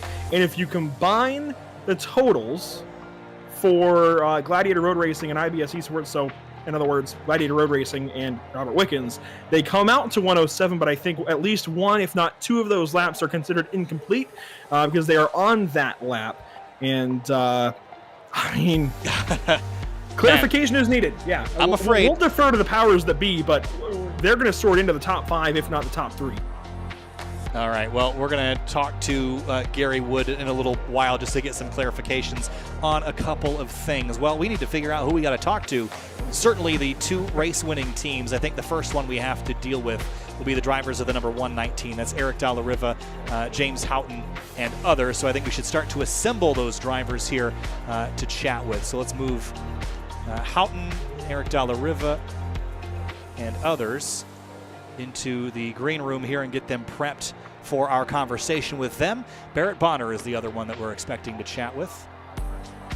And I don't exactly know where he is. We've got 2 of the 3, but we will go from there. Let's talk to Eric and James Houghton first before we get into other things. Eric and James, 2 of the 3 drivers here on your team, the 30-30-30 team. Guys, congratulations. A little bit of dramas there at the end, but you're the winners of the iRacing for the Kids event. Take us through the last couple laps and figuring out where the heck you were supposed to be on the racetrack. You want to take it, Eric, or do you want me to? It doesn't matter.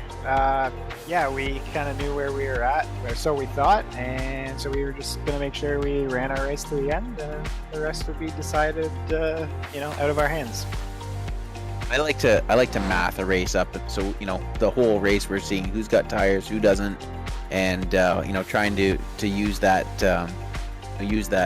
to make better decisions throughout the race, and at the end there, we'd been keeping track of everyone that was kind of up towards the front and kind of seeing who we had to worry about, and so that's kind of why things played out the way they did there, and but it was great to see you guys raising even more money during the stream tonight. And amazing to see, what was it, 18,500 raised for the kids. That's what it's all about in the end. All the racing is just for whatever. That was fun to watch. Hopefully the spectators enjoyed it, but the fact that we raised so much money, that's really cool.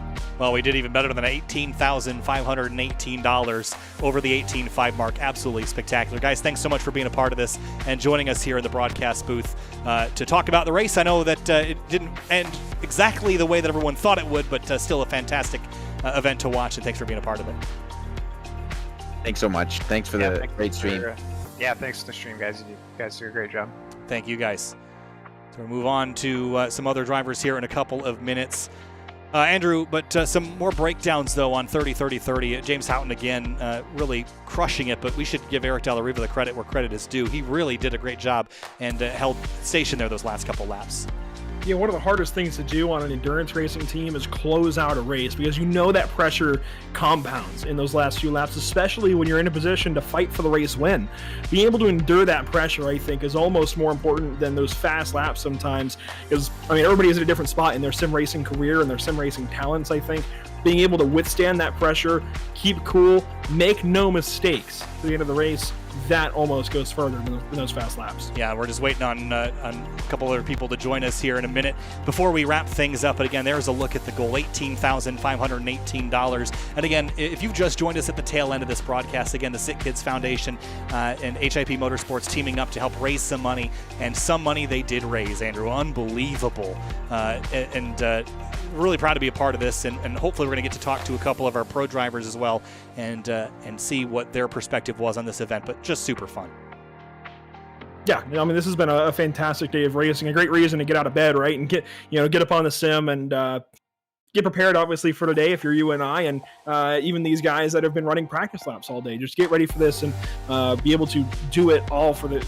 I mean, one of the greatest reasons that I think you could possibly imagine to get on the iRacing.com sim, $18,500 raised.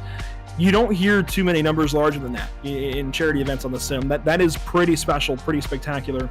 I don't want to distract from that, but I know people are going to be waiting for some updates as far as the number 27 car in Gladiator Road Racing. Doing some math, doing some numbers, they completed the same number of laps as the teams up front.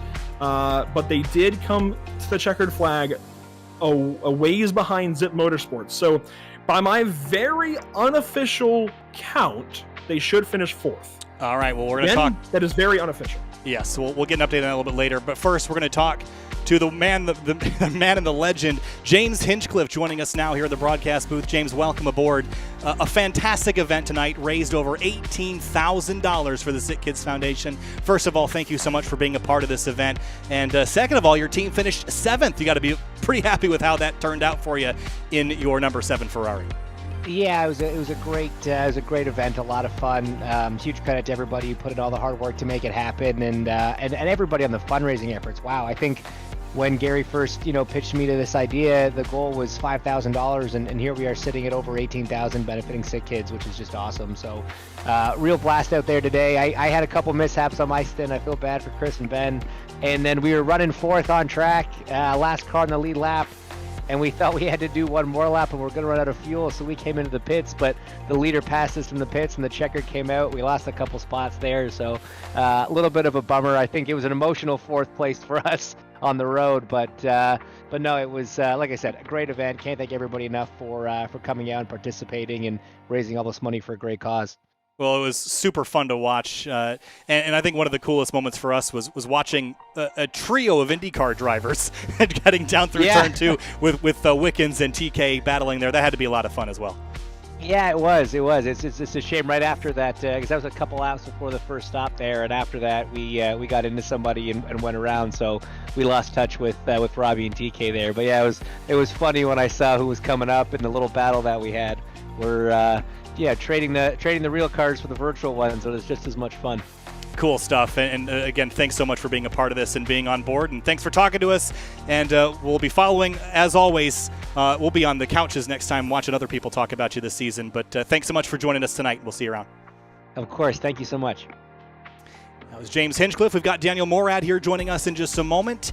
And it was the other team, the Moradness E-Stars yellow team that Daniel Morad was a part of, began in the car earlier in the night. That team ended up coming home in 6th place overall. But Daniel, welcome aboard. I know that tonight probably didn't pan out exactly how you were hoping, but you got to still be pretty happy with a 6th place finish. Yeah, I mean, it was never about the finishing position, to be honest. This is a great event. First of all, I have to say that it was all about having fun. Really, really cool the way the pros were paired with the AMs, and to crush the goal here tonight. That's the most important thing. The position on track, I don't really mind. It was more about the experience and what we could do to raise awareness for sick kids and raising the money for the hospital as well. So that was fantastic. I mean, that's so cool, Daniel. And of course, the original goal was far less than the $18,518 that HIP Motorsports has raised with this initiative. But coming on board and racing tonight and seeing not only yourself but also IndyCar drivers, jump in this mix, TK and James Hinchcliffe and Sage Karam and Robert Wickens. I mean, assembling a community of real racers and amateur racers together to come together for a common cause. I mean, isn't that so much greater than just sim racing by itself? I mean, it's a community that assembles together, and look at what you guys all did. Oh, absolutely. It's just cool. Anytime you can get your friends together. I mean, ultimately, we're all buddies. You know, it's a small community. I race with TK a lot on the sim, actually, and we've become good buddies. And, you know, seeing Rob out there, Wickens, I mean, I've raced him my entire life. So to you know, get him back on the track and to rub wheels with him actually in practice, you guys didn't see, but he completely shaved me down the back straight. He did a big weave and I crashed so bad.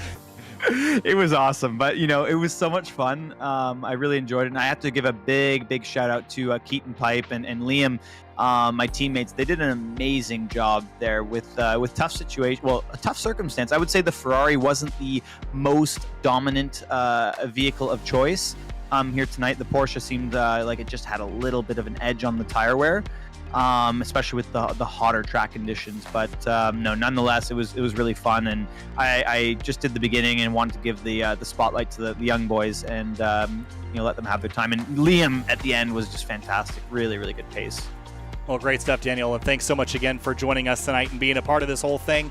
And we actually had your Twitch stream kind of on the bottom right of the screen a couple of times to kind of poke our heads in the door, which was really cool. So appreciate you having How that was up. it? How'd it look? You see any flashing lights? It looked great from my perspective. I'm always impressed with you've managed to capture your setup from more than just the screen. You've got also your sim rig and stuff visible, which is really cool. Oh, for sure. No, and I tried.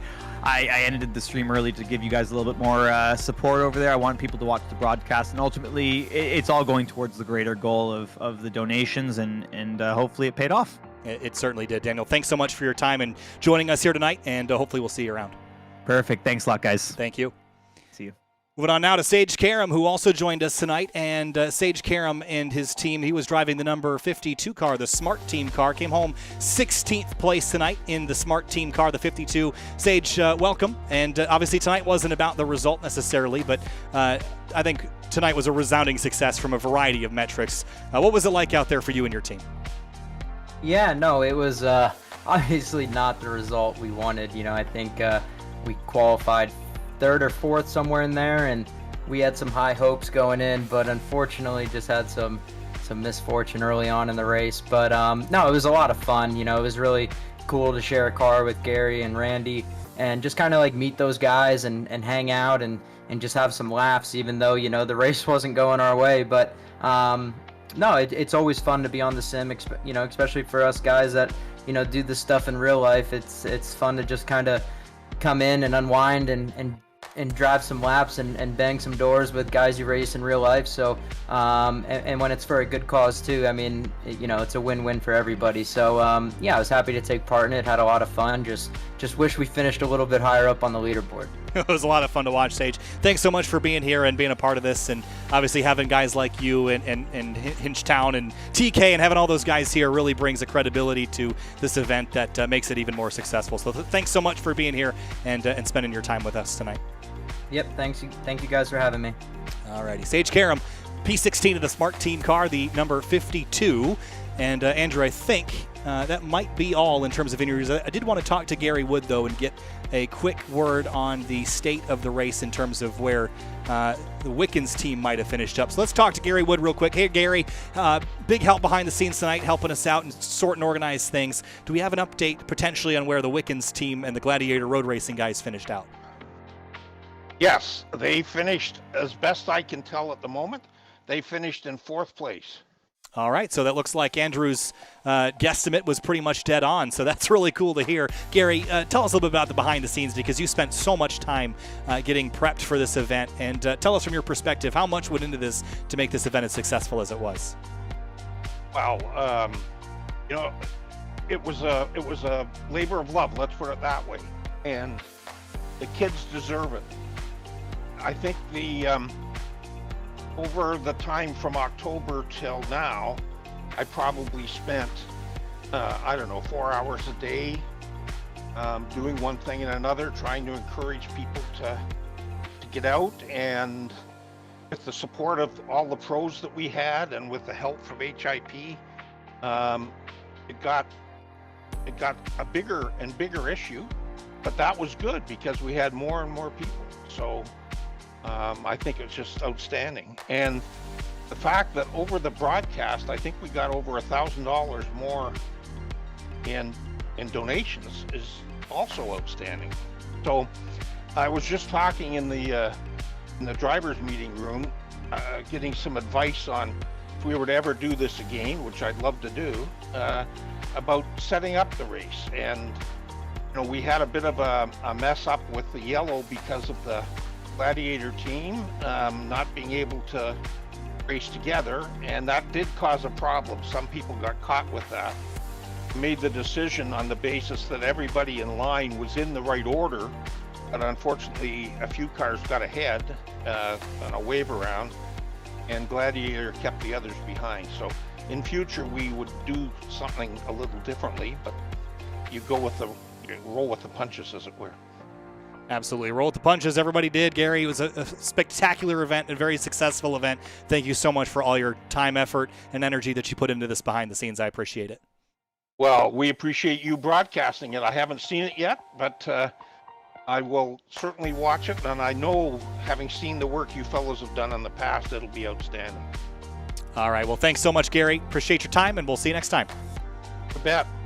All right, we got one more driver we're going to talk to before we start to wrap things up. We're going to talk to Kyle Marcelli, who joins us now in the broadcast booth. Kyle, welcome aboard. Tonight, a fantastic event, really meant to raise money for the SickKids Foundation, so the results don't really matter all that much, but take us through your night and your experience racing here in this event. Oh, was that? Well, that was the polite way of putting we weren't up front. But I appreciate it. I got to thank John, Jim, everybody here at HIP Motorsports.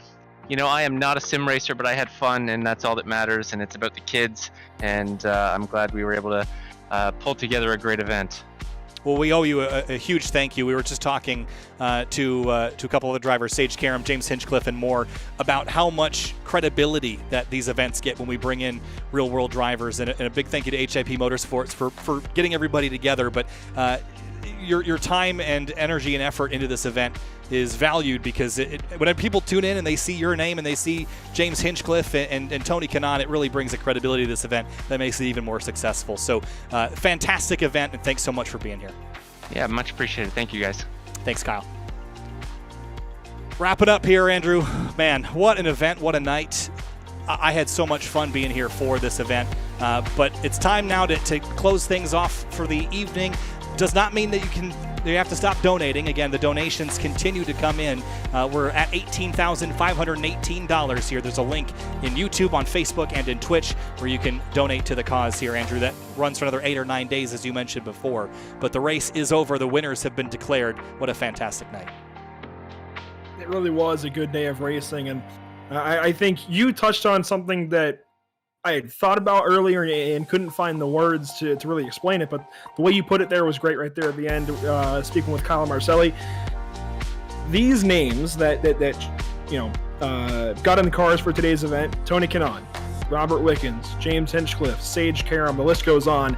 Each one of the pros that donated their time, really, and able to come race and be a part of this event and help headline this event, do so much. And just having them along, obviously it's really cool for you and I to talk about James Hinchcliffe literally being in a race that we're talking about, and Robert Wickens and TK, but it generates all of this attention, and that effort alone, even in some cases just being here, is so important, that each one of the pros took time out of their busy schedules, their busy lives, and was a part of this and helped raise money. The fact that, again, the initial goal to raise for SickKids Foundation was $2,000, and that's been beaten, what, 9-fold or something?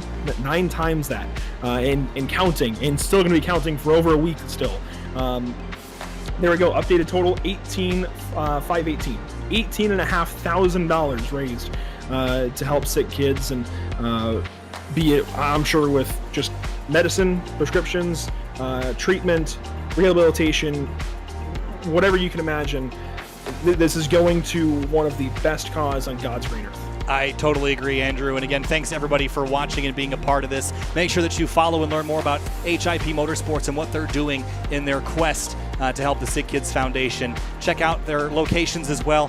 I'm Kyle Heyer alongside Andrew Cardinale. Big pleasure and a big honor to be with you here tonight. Thanks so much for making this event successful. iRacing for the Kids raised $18,518. Thank you again so much from the bottom of our hearts, and we'll see you next time here on Sim TV.